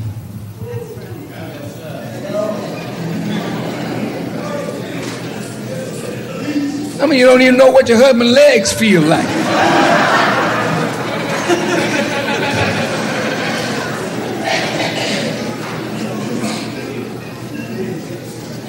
You said take care of your husband.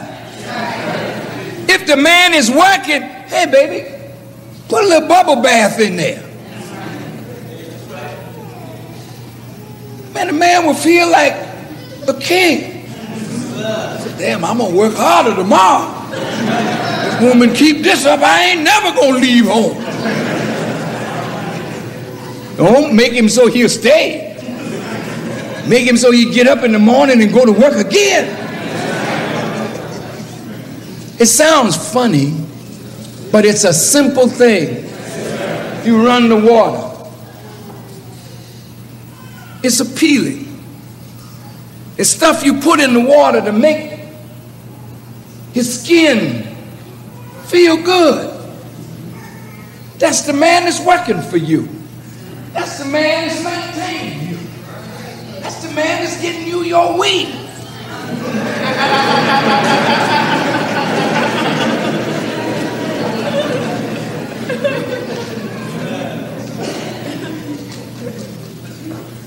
If he's doing his job, he demands from his nature that you do yours. Now, oh, this is like from the movies. Well, that kind of movie you need to go to more often. You got a tub in your house?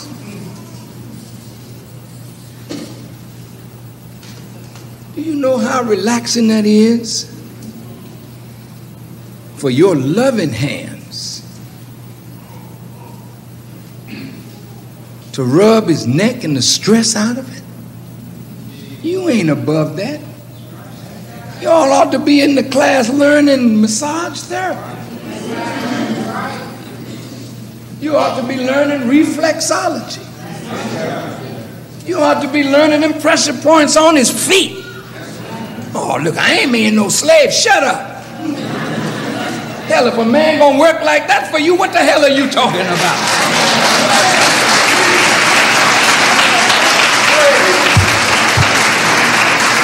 See,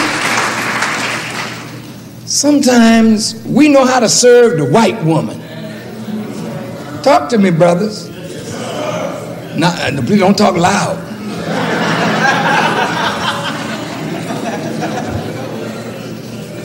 If you married to Heather, you would work for Heather or work for Susie May. And if you had a white man, you say he know how to treat us. If a black man is going to do this for you, then learn how to treat him, how to care for your husband. If he's being a husband, then you care for him. And he won't have no reason to look at somebody else. He's anxious to get home to the home that you provide. Does it make sense? Yes, sir. On the physical level, now you got to look at his mind. From you, he's supposed to get peace and quiet of mind. You're supposed to rest the poor man's head. How do you do that, sister, with no knowledge? He got problems. When he comes home and he starts talking about it, or maybe he doesn't want to talk about it. Because some of the things that we deal with, we don't want to talk about it to our wives. That's right. That's right. I know what I deal with. I don't talk to my wife about it. That's right. You notice Sister Farrakhan, she just is sweet and pleasant all the time. Because if anybody give me a problem, I don't go home and say, you know, Sister Farrakhan, brother so-and-so did it again. That's my concern. I handle that. I don't bring that home to my wife, and I never brought it home to my children. The problem with many of you is you discuss your dislike in your homes with each other and with your children. And you make your children hate grown-ups and become disrespectful of grown-ups because you don't know how to keep your mouth. If my wife is going to be my consoler, I can't burden her with what is my load to carry. Carry your load, man. Don't be no punctified man that got to have his wife carrying his load. God help a man carry his load. If you got a problem, take it to God. Don't go home and tell your wife. She can't go to the cracker downtown and whoop him for you.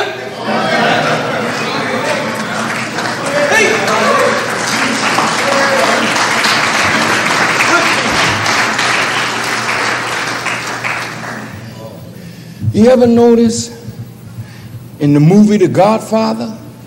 How many of you saw The Godfather? I think it's in Godfather 1 or 2. It was Godfather 1. That's right. They said, don't discuss the family business at the table. There's table conversation and there's other kind of conversation. And really, in the Muslim home, Muslim men discuss the work of the resurrection and intimate details. They do not make that table conversation. That's right. Now, as a young minister, I handle cases that just are mind-boggling. I never came home and told my wife, honey, I had a case today. Let me tell you about sister so-and-so. Why am I going to mess up my wife's head with that? I carry my weight. That's right. That's right. You carry yours. Yes, sir. There are things that you can discuss with your family, and those are the things that she can help you with. But she should always have a word for you from the book of God. And the more the woman gets into the book, the more she can help you handle what the problem is. But you just want to empty out on her, dump on her, you know, because she don't know what to come back with. Well, that's a waste of time. A man, in my judgment, and I learned this from the Honorable Elijah Muhammad. The Honorable Elijah Muhammad had problems. I have never been in his presence where he sat me down to discuss his problems. Brother Farrakhan, it's rough, I'm telling you. If it was rough, it wasn't my business. Because he's the servant of God, he go to God. God help him to handle the roughness of his job. And God will help you to handle yours. But what you discuss in your home should relate to your home. That's right. That's difficult. Should relate to the things in the world, like I said about the conversation, the news and all that. But the intimate problems of your work that she don't know nothing about and cannot help you solve. If you're an architect, what you going to do? To come back home and tell her about your drafting and how you, she can't get on the board and help you. Why bother? Honey, I was up under the car today fixing the carburetor and the oil fell out and it all in my face. That's not conversation. That's your job.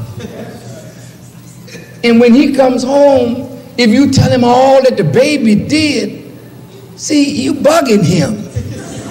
Because that's your job. He didn't come home to hear that. He can see.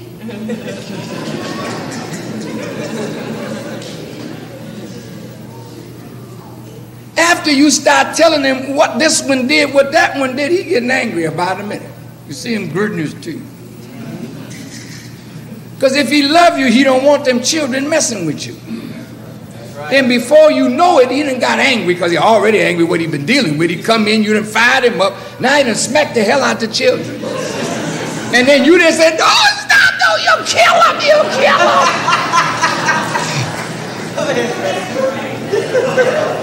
You set him off and then tried to stop him.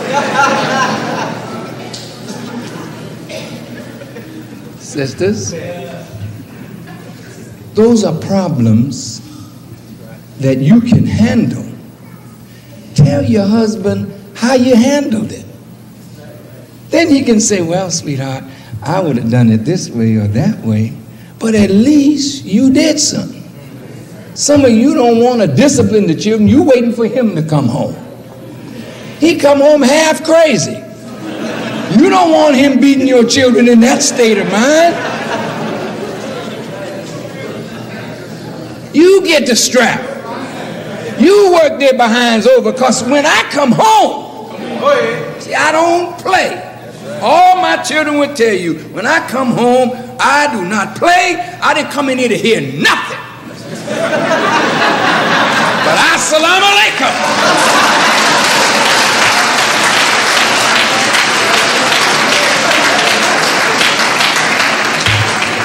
What did you say, baby?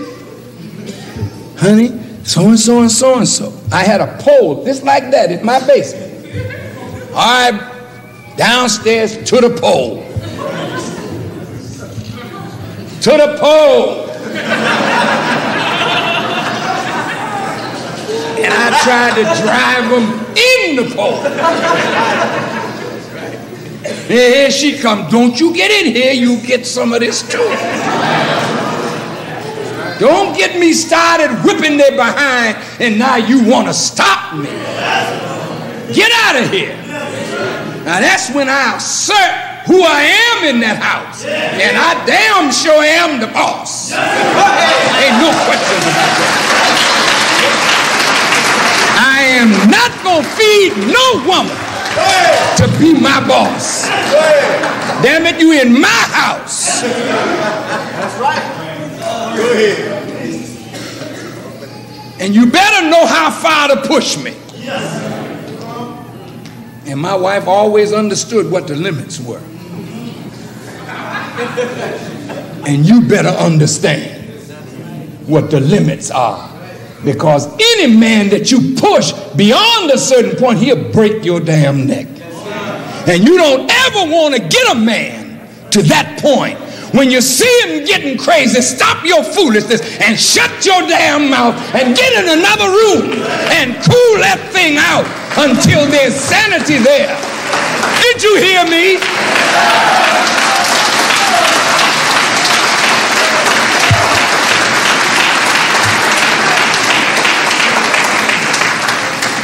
Oh, now the face is getting a funny look on it.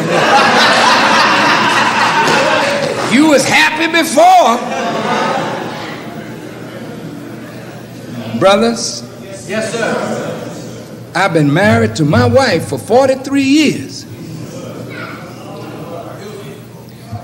And since I've been a Muslim, I have never put my hand on my wife. And I don't like no man that smacks his wife around. I don't like you, brother. And if I hear that you did it, damn it, if I could, I'd throw your behind over the moon.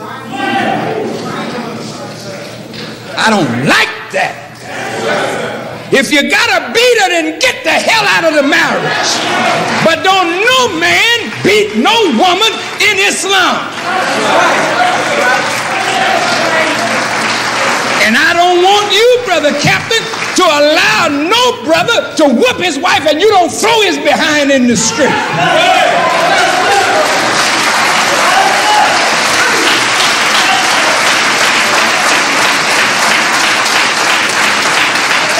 Well, I just got carried away and I slapped her. Well, you got carried away 90 days.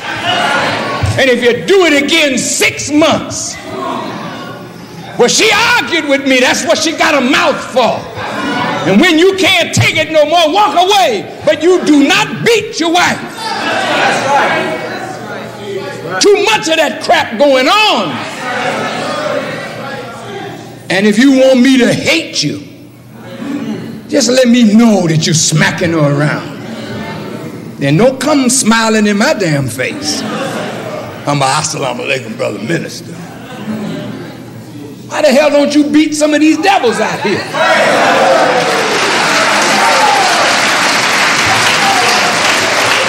I can't stand no man that's going to be a macho man to his little wife and be a punk on the job.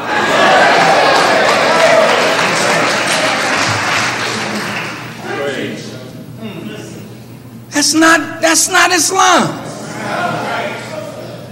I'm not telling you that I would not have hit my wife. I'd have broke her damn neck if she pushed me past that line. And she knew not to go there because I would have gone there. And there's not a man in this room that won't go there if you push him. So don't push him. Now I'm being real. I don't know no way to be false. So it wasn't just that I didn't hit her in 43 years. She didn't allow it because she knew how far to go before I went off. That's right. Is there any man in here that won't go off? Raise your hand. Well, I want to meet Jesus.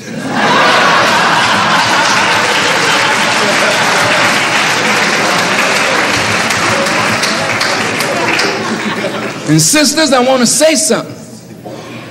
When the brother is out there in that world, he's stressed. And I'm telling you, brothers, lieutenants, captain, ministers, Yes, sir. when the brothers come to the mosque, this is their house of refuge. They don't come here to take crap. See, and you're not here to give them that. That's right. You're a doctor, you're a healer, man. You don't talk to these brothers like they're some damn animals. They are the people of God. Just because you're in authority, you don't do that to a man. Because in today's world, a man ain't gonna take it, man.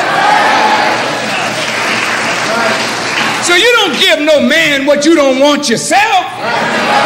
And some of these men in here, if they weren't Muslims, you wouldn't talk to them like that because they would kill you on the outside.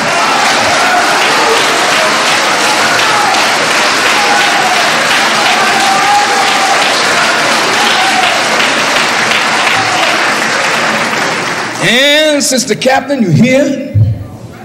Let's go the same with the women. These women have a lot of stress on them, and they're catching hell in that world.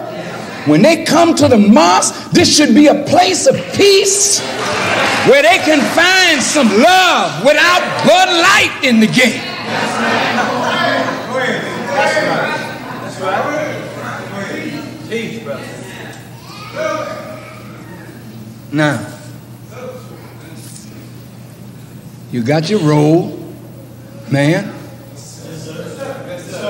You know your role? Yes, sir. Question is, do you want to play the part?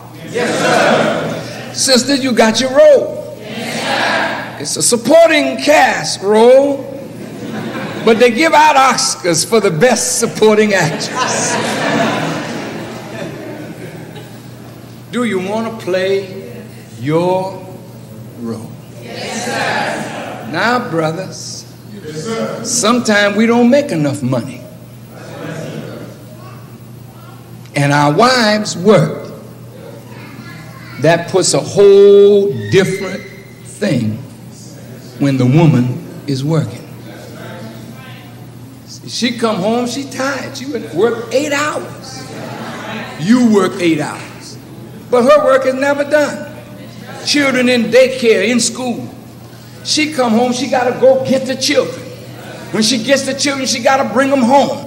When she gets them home, they're starting to arguing and fussing, and she got to get the house ready because you coming home, get some food there. Hey, man, that's a lot of stress.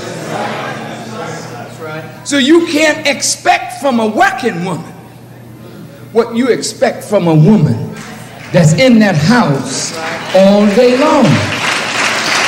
So don't come home like you the inspector with a white glove on. Aha! There's some dust. You're damn right. Get a rag, baby, and dust.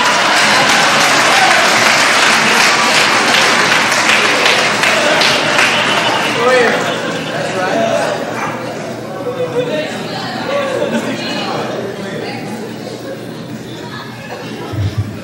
If she working, she's doing part of your job. So when she comes home and you come home, she ought to expect some help. Honey, children, let me help you with the children while you get the dinner.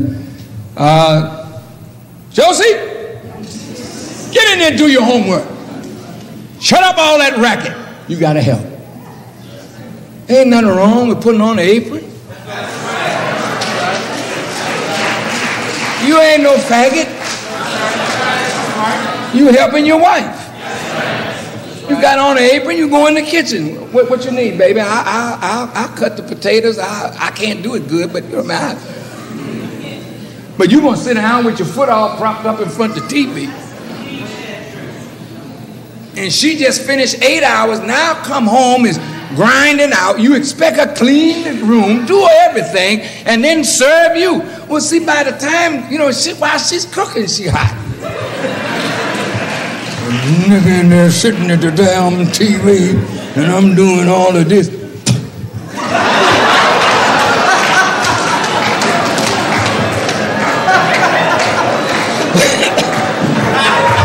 No.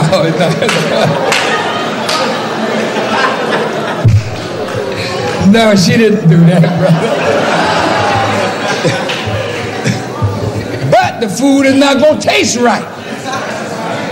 It ain't seasoned right. Because she in the kitchen angry. You don't ever want to eat an angry woman's cooking, brother. It don't digest well, it mess you up.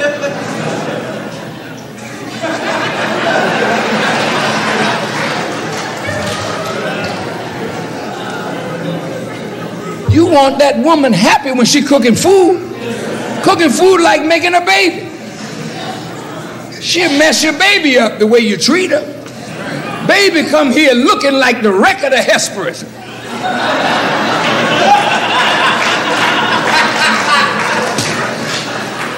The baby, you wheeling it down the street. The woman said, oh, it's so cute. Give it a banana.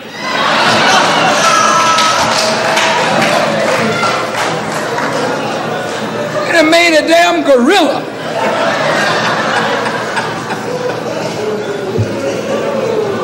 When that woman is pregnant, man, you better take good care of her.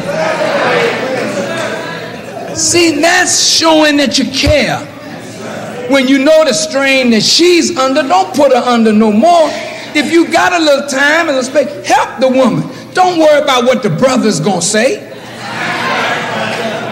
Some old stupid brother come to the house. Man, you in an apron? Oh!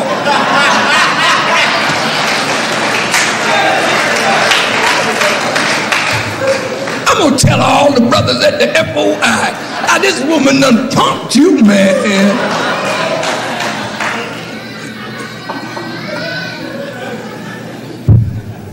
Somebody like that, man, you tell him, don't come back in my house anymore. There's certain brothers you don't need in your house. And there's certain sisters that you don't need in your house. Sister ain't got no husband and had 3. And she's your wife's best friend and you wonder why your marriage going crazy. I don't know why you pick friends like that. Woman been married 3 times, divorced 3 times in 1 year. And she your best friend and your marriage is going on the rocks and you can't see that you done let Yakub in your house.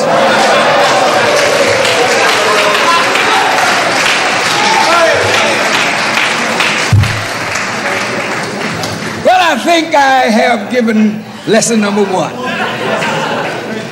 Now I'm going to go home and practice.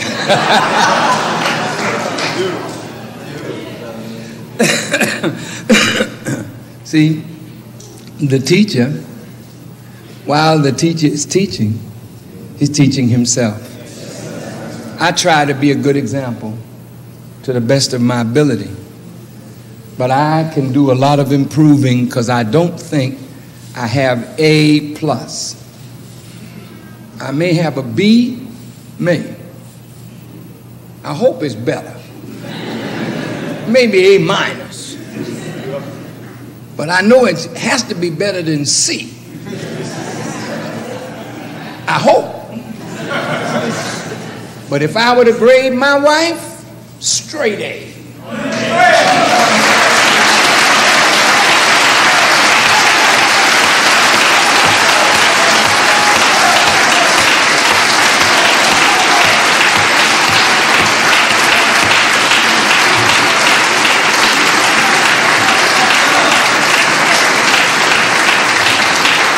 Yeah, Sister Farrakhan is a straight A.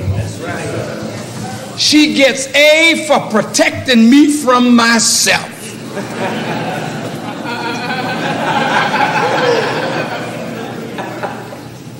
You know, I love the truth.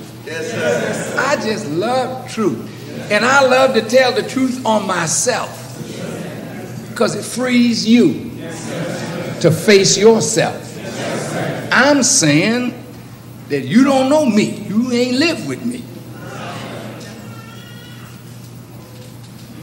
But I'm in a work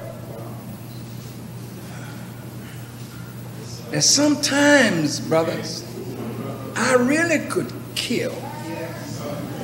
And sometimes to keep from killing, I cuss. I shouldn't do it. It's wrong. Is wrong.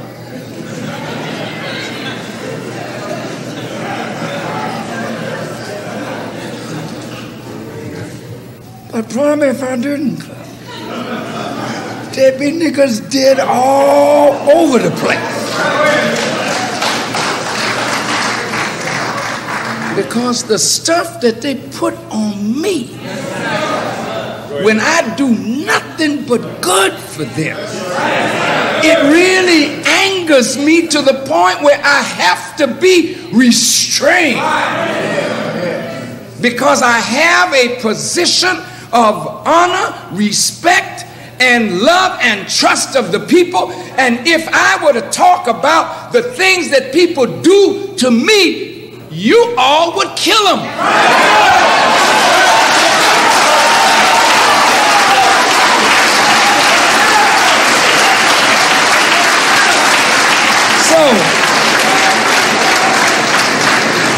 So I keep that to myself and suffer. Right now, the minister is in labor. And every mother in here knows what labor is like. Can't nobody help you. I mean, it's nice to have your husband there when you're in labor. You love him, it's nice. He put it there, so he should be there. But he can't do nothing. He give you a little cracked ice, you chew it.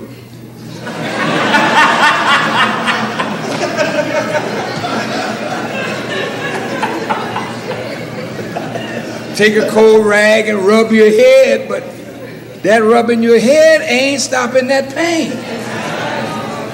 And that pain gets so great that sometimes she just want to die to get out of this thing. The man don't know this. He can't feel this. He's watching.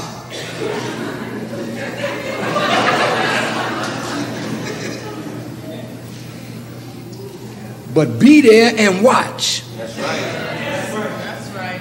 Because every one of these sisters that have brought you children have died for you. And the least you could do is stand by them. Every time an argument come up, you want to run. Some of you ain't been married 2 years, 3 years, you ready for a divorce. What the hell is wrong with you? If it was easy, everybody would have made it. Marriage is difficult. And if you don't want to struggle, then leave a woman alone.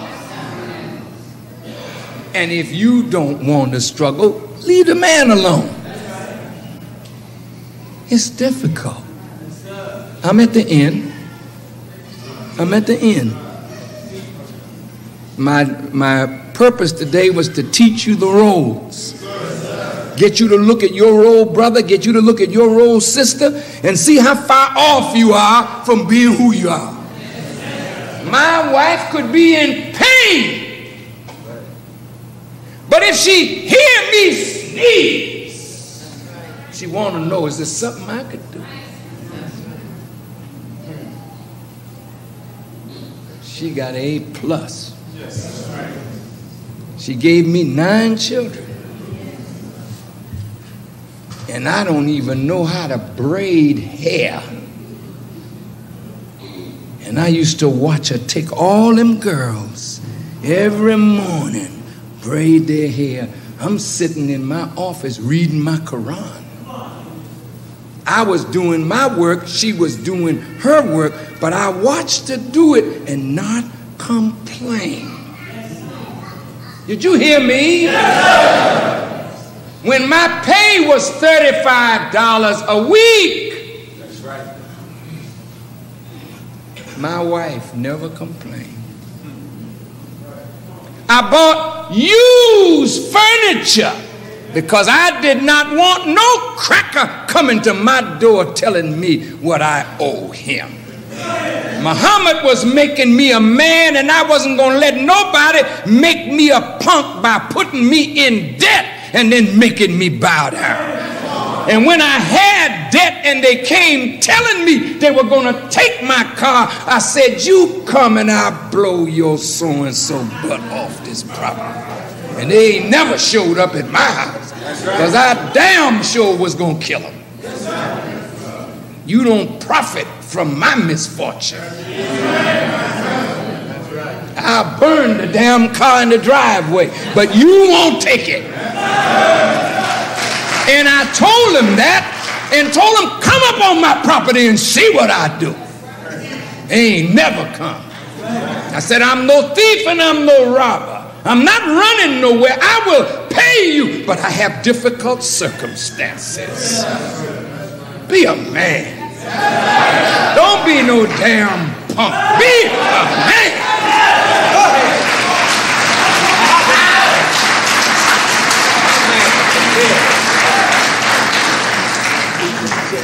And it takes a woman to help you. That's right. My wife helped me. I want to be a minister. She didn't tell me I want to be a movie star. You want to be a minister? I want to be a Muslim. Like you, I'll help you. So there were times, my children ain't never heard me argue now. Right. Am I right, son? That's absolutely right. He never heard me argue with my wife. That's right.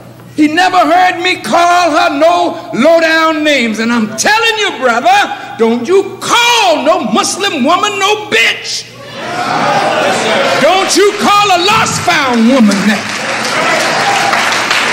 You need to take the pledge yourself. The pledge wasn't just for the lost found, it was for you, lost found.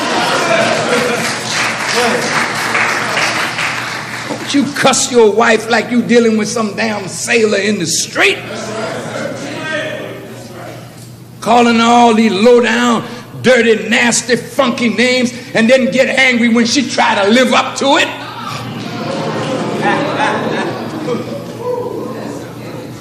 You call her a bitch and she want to live up to it, then what you gonna say? I'm getting a divorce. What the hell are you doing marrying a bitch if you wasn't a dog yourself?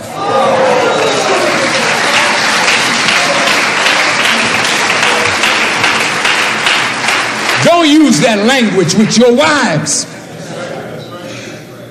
And don't you stand up toe to toe cussing your husband like some cheap sailor in the street.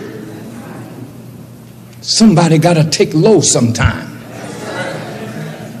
And when I would rail, my wife take low. She was smart. She knew when the man is taking a solo. Roll, baby. It's your thing. She played a supporting role by just being quiet. Let the fool blow.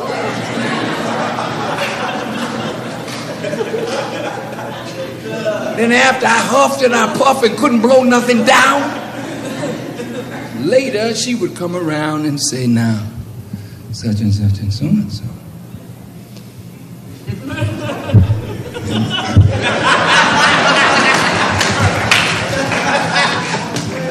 And more than likely she was right, I was wrong. And that's why my children never heard no argument, because there wasn't none. They never heard me cuss their mother, because it didn't happen. Now, I'm no perfect man, but I damn near got a perfect wife. And I wish all of you would be as lucky as I to have a woman like Sister Farrakhan. She's an unusual jewel. And you all should appreciate her in your midst. She don't give nobody no trouble. Sweet all the time. When I see Allah, I'm going to ask him, how do you grade her? And he'll probably tell me A+. That's a good woman. And I say this to you, brothers and sisters. She helped me not to get time out. Because there were times when I was crazy. And she said, I'm not going to let that fool go there. So I didn't never have to go before the captain and take them 90 days. Help your husband not go there. When you see him stressed, don't give him word for word. Somebody take low. You see it in music. The trumpet got the solo. You just play a little accompanying role. Just keep the beat. You know what I mean?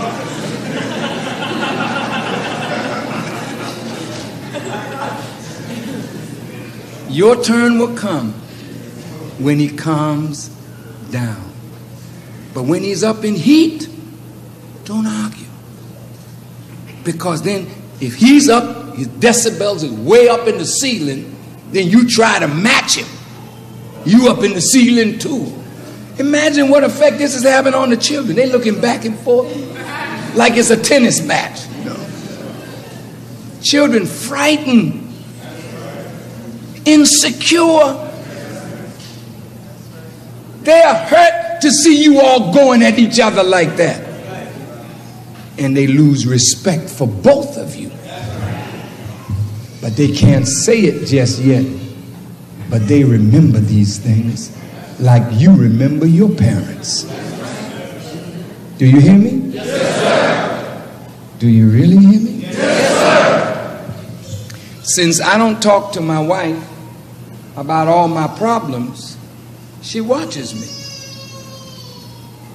And I remember once, you didn't know this, maybe you did know, you know, this cancer thing, they had me taking some hormones, and they were like female hormones. I know what you go through, sisters. And I'd be sweating like a woman, you know, in that time period, just sweat falling off.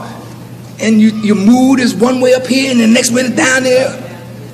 So man, and I blew up one day, and my wife just looked at me. She said, "You tripping, man."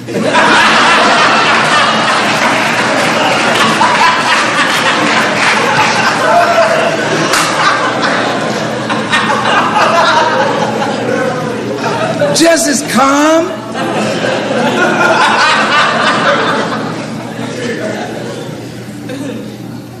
I went out the room, and I was tripping now. And I got it together and came back, you know. The minister, oh yeah, oh yeah.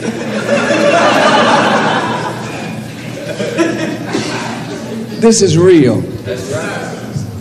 Marriage is a struggle.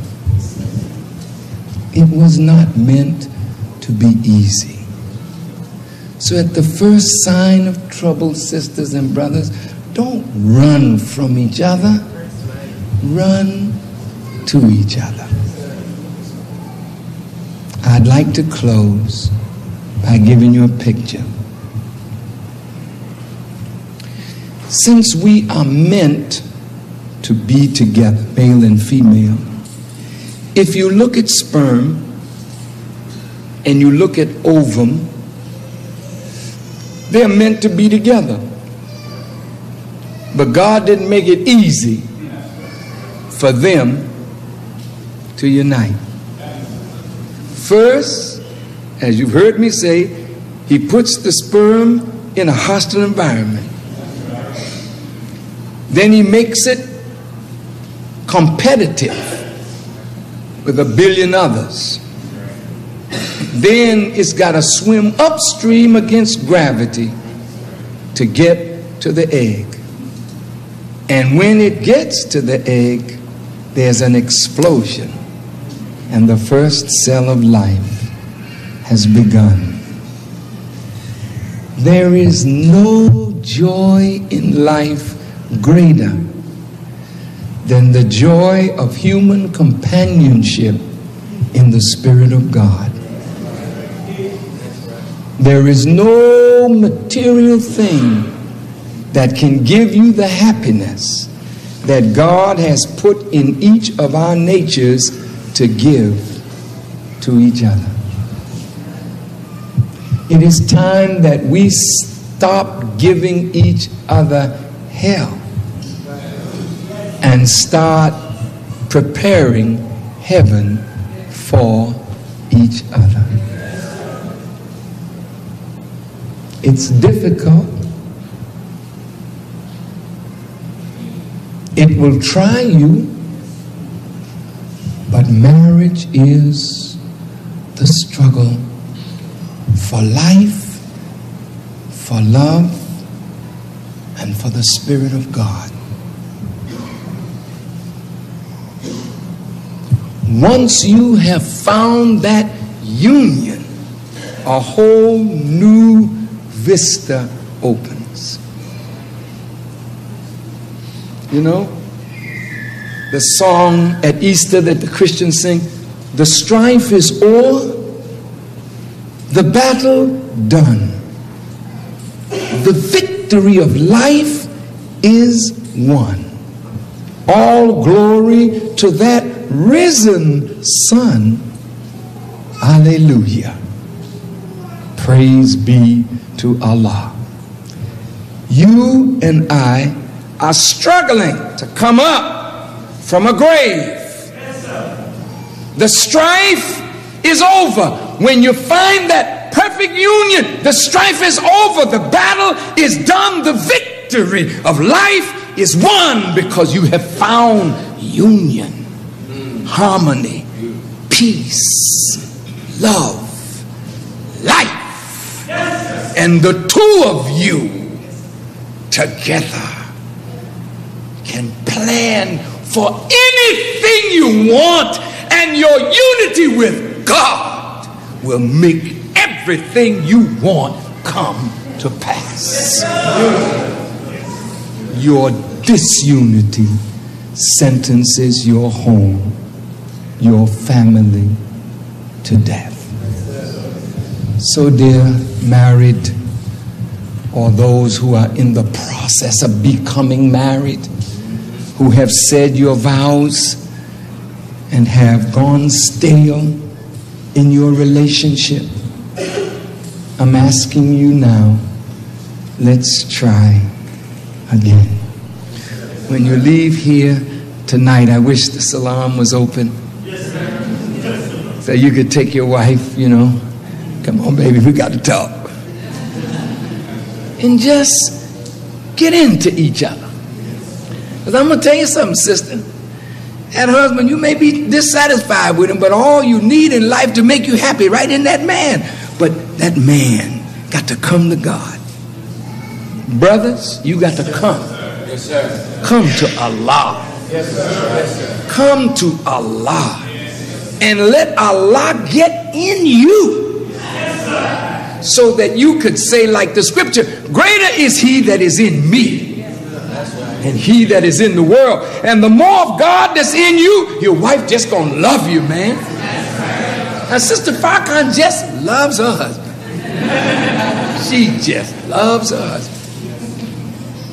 That woman loved me. And let me tell you something. I love that woman. That's right. You know what's written of me in the book.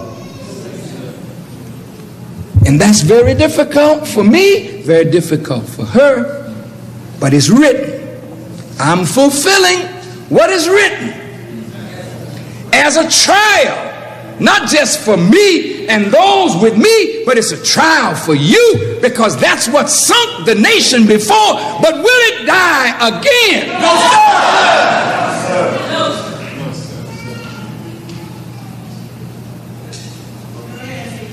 See, the Honorable Elijah Muhammad loved his wife Clara Muhammad.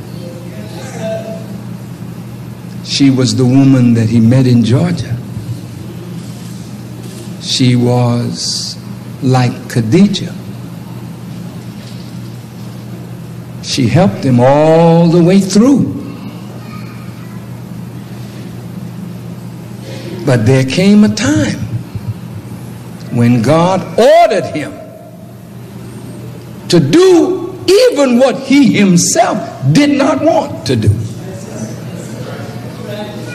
Now from his mouth he told me, Allah forced me, and I did not understand that.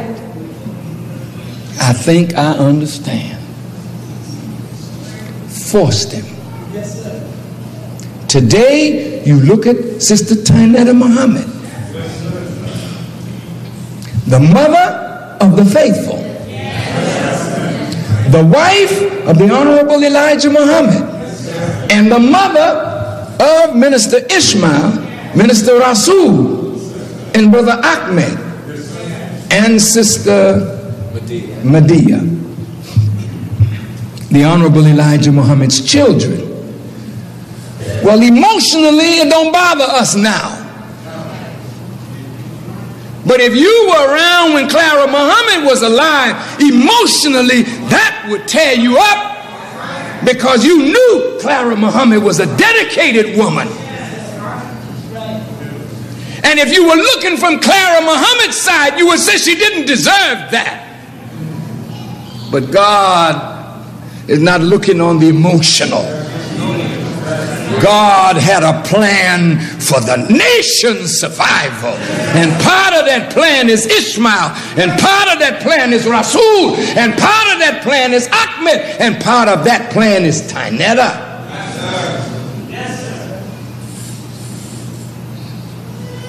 God is seeing for the nation way into the future. Go ahead.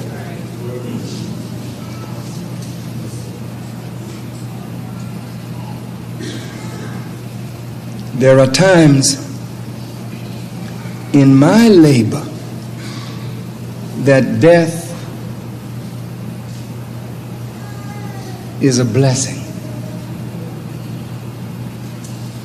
Because to labor with us and a bunch of envious, jealous-hearted people is very, very difficult. I bought my wife a Rolls Royce. She hardly drives it,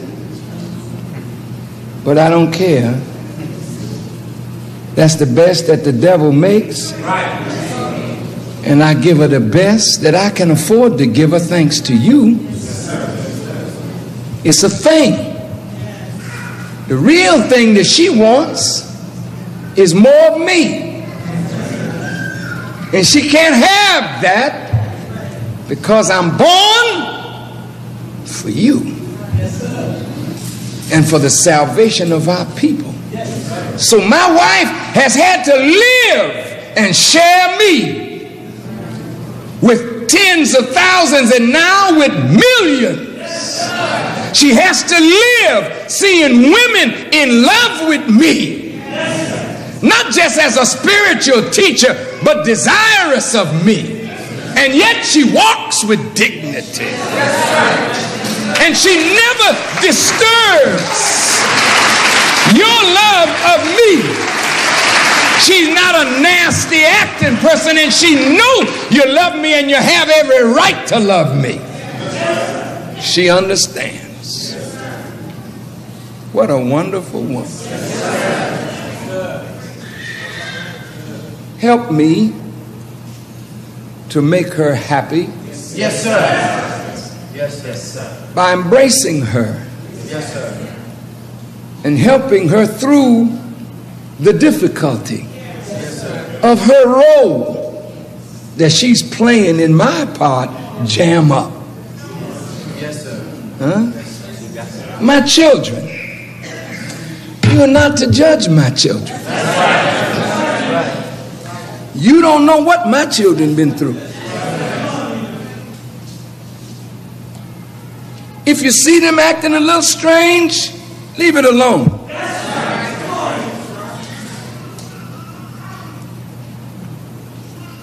Because they've had to live with me as I grew to be who I am. You don't understand that. But if you got children, you understand. Just as you are struggling with yourself, you struggle with your children. I'm struggling with mine. I have a son that's battling drugs. One time he's clean, next time he's dirty. You know all about this. It's in everybody's family. But the boy is a great child with tremendous mind. I just have to try and keep on trying to get him right. When you see my grandchildren, they're not all right. But you don't have to live in my shadow. My children have to live in the shadow of a man. But they are brilliant enough to cast their own shadow.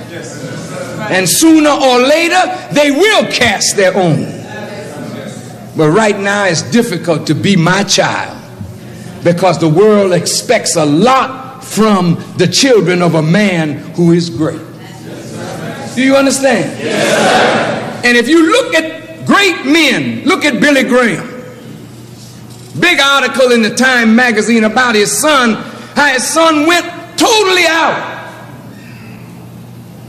Went away from his father and now is the heir to his father's work because he finally decided, I gotta come home. Look at Reverend Schuler. He had a son that went away. Look at Oral Roberts. He had a son that went away. They don't want to live in the shadow of a father. They are great, but they want to cast their own shadow. So sometimes they go totally contrary and rebellion to everything they've been taught. You don't get involved in that. They on their journey, you on yours. And the best thing you can do to help me is to pray for me and to pray for my children as I always pray for you. And I always pray for our children because your children are my children and my children are your children. And therefore prayer is all we can do when there are things that we can't handle. Lift it up in prayer to Allah and then leave it. I done left my son to Allah. Allah got him and Allah will fix it if it's to be fixed. When you have my children and my grandchildren around you on a job, be careful how you handle them. Well, you say they ain't nothing special. I don't know about that. You special. They are special. That's right. Be careful if you dog them because they belong to me and you may not be able to get to me, but you want to take it out on my children. Be careful, because Allah got something for you. And some of them, you know, they can really fight. They will hurt you, man. But they love, so they take a lot. When I see grown men break up and cry because of the way they handle and the hurt that they feel, you don't want to make grown men cry. You don't want to make grown women cry. The messenger got on me for making people cry with a song that I sang. Look at my chains. And he called me to his house and he said, Brother Farrakhan, one day I went out preaching and my subject was the prodigal son. And when I finished, there wasn't a dry eye in the place. And when I came back home, Master Farad was there. And he said, how did you do, Kareem? And the messenger was called Kareem at the time. He said he did well, and the others that were around said, oh, he did well. Say that there wasn't a dry eye in the place. And a stern look came over his face. And he looked at Elijah Muhammad and said, brother, don't you make my people cry. He said, I came to wipe away all their tears. Then he repeated it. Don't you make my people cry. You notice how much of a happy teacher I am?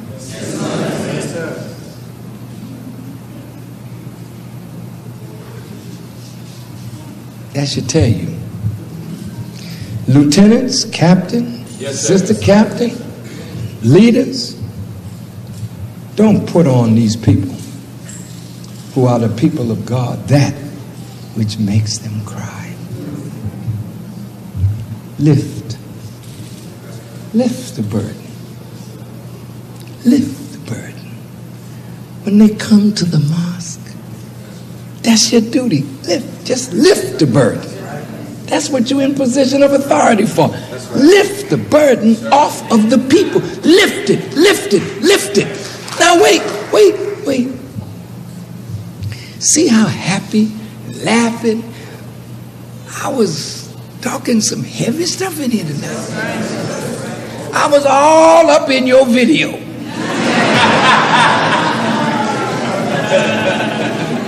And had the introduction and the end. You say, how did the minister know? And there were very difficult parts of this, but I did it in a way that lifted your spirits. And I never made you think that I was talking down at you, because I put myself right in the video with you.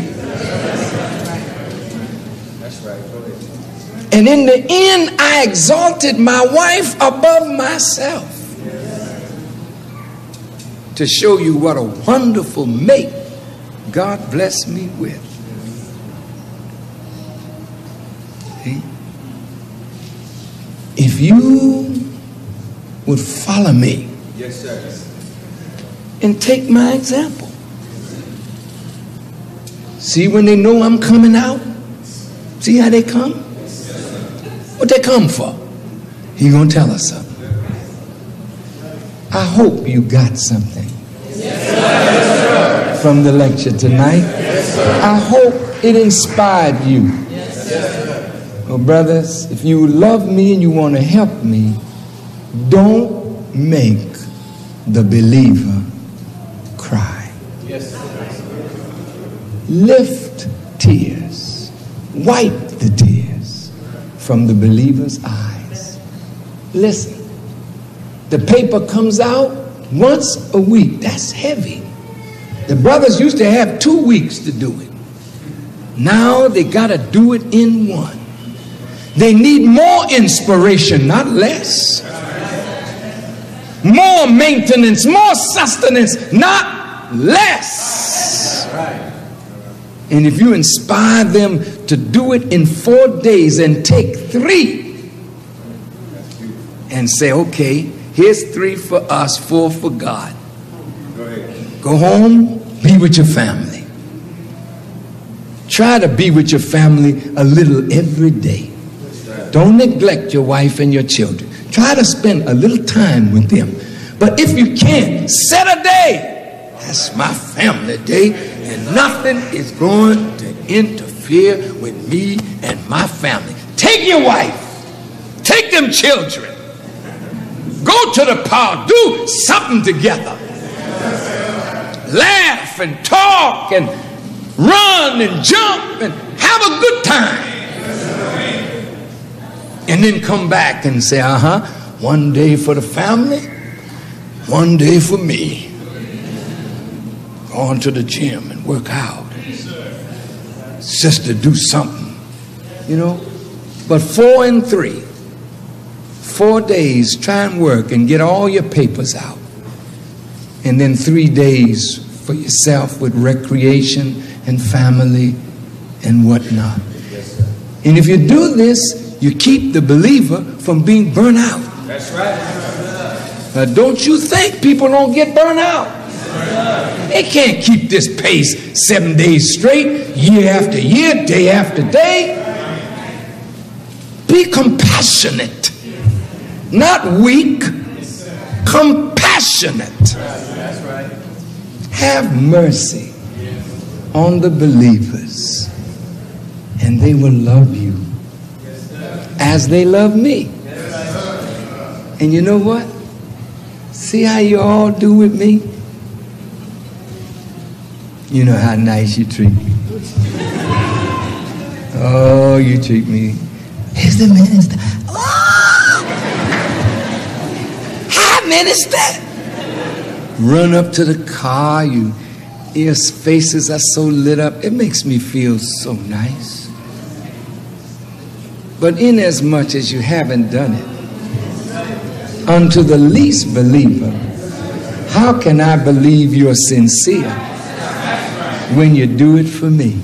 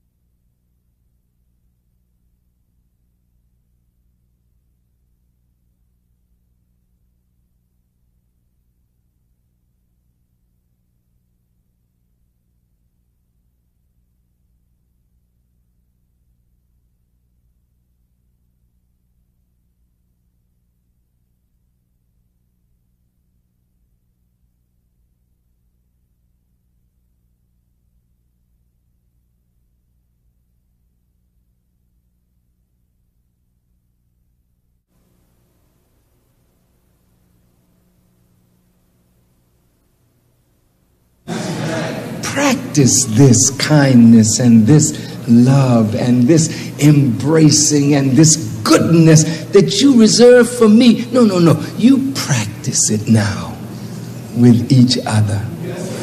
And dear husband and wife, when you leave here tonight, let me see you walking with your holding hands again. You don't even know that her hands is rough. You haven't held them in so long. Hold that hand. Come on, girl.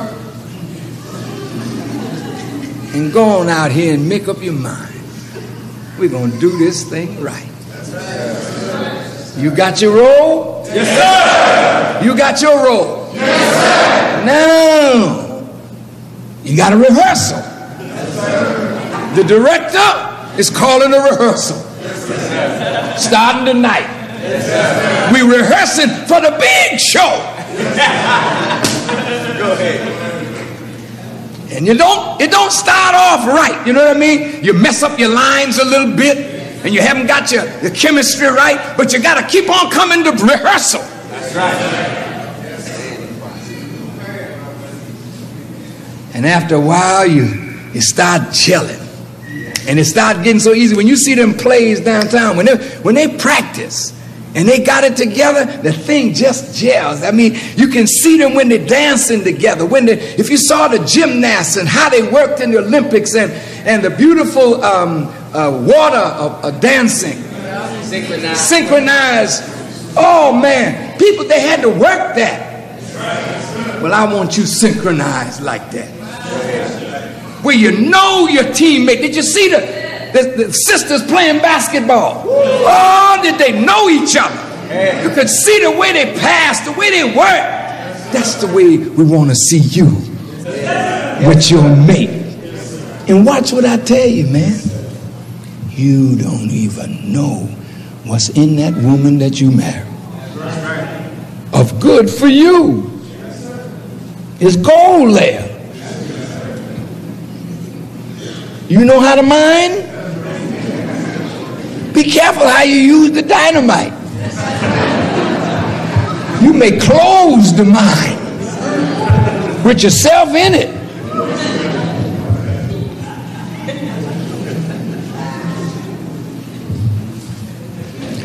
Does anyone have a question?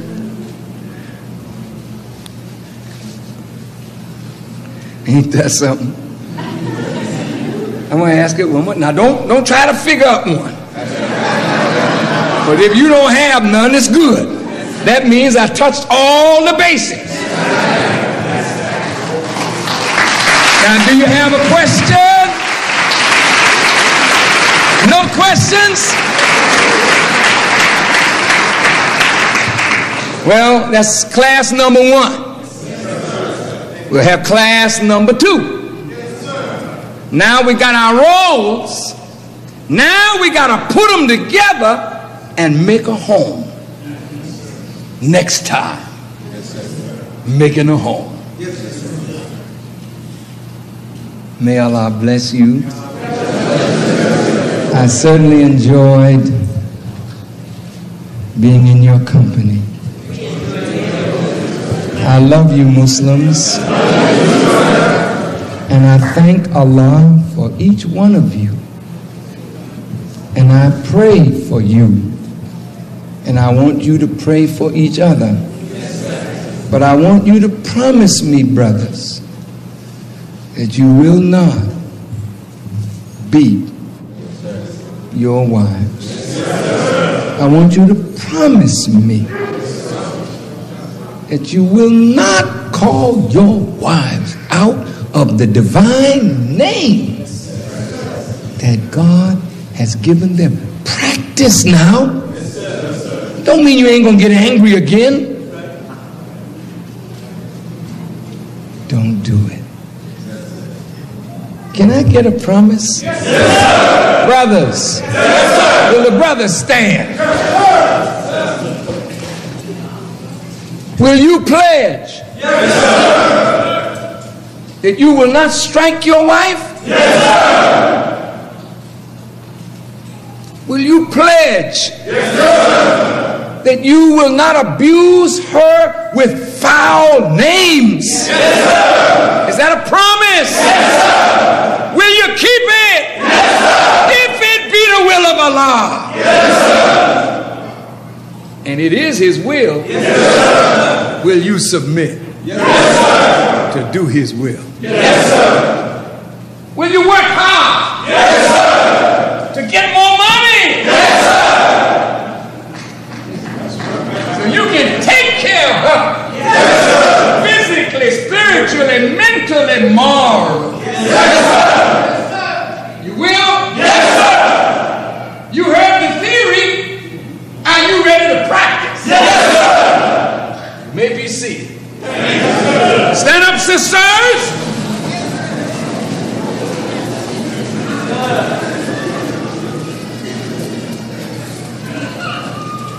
Sisters. Sisters. Thank you.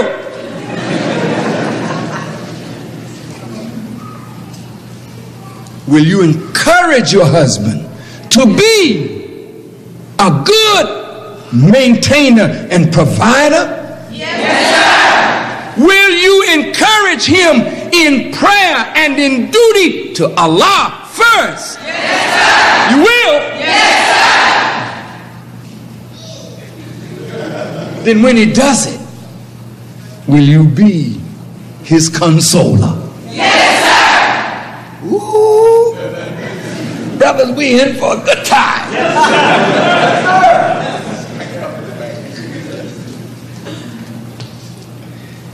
And if you do this, when he acts the fool, as we are sometimes wont to do, will you carefully and wisely, when he's loud, like he's talking to some FOI or something, will you and let him blow his top, and then later come back when the thing is calm and state your case? Will you do that, sisters? Yes, sir. Will you keep from arguing, which destroys your spirit and makes you dissatisfied with each other? You must stop arguing.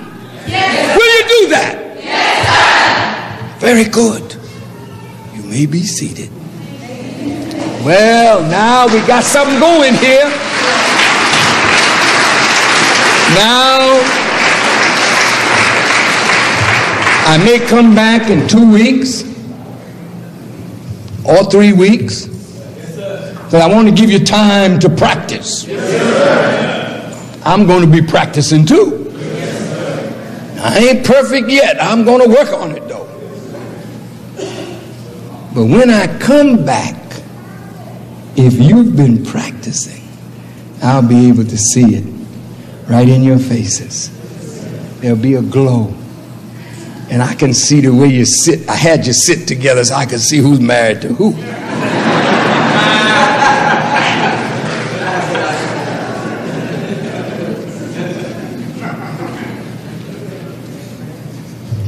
You have beautiful wives, brothers.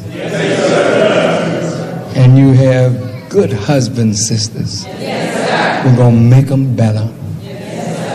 Now, brother captain of the FOI and sister captain of the MGT, we have a big job in front of us to restructure the FOI and make it so that every male member who joins the FOI will be in the process of becoming the good man, the good husband, the good father, the good provider for his family. We must do this. And sister, see that lesson number 1, question number 14 and answer is critical to the development of a home. Our next subject will be making a home.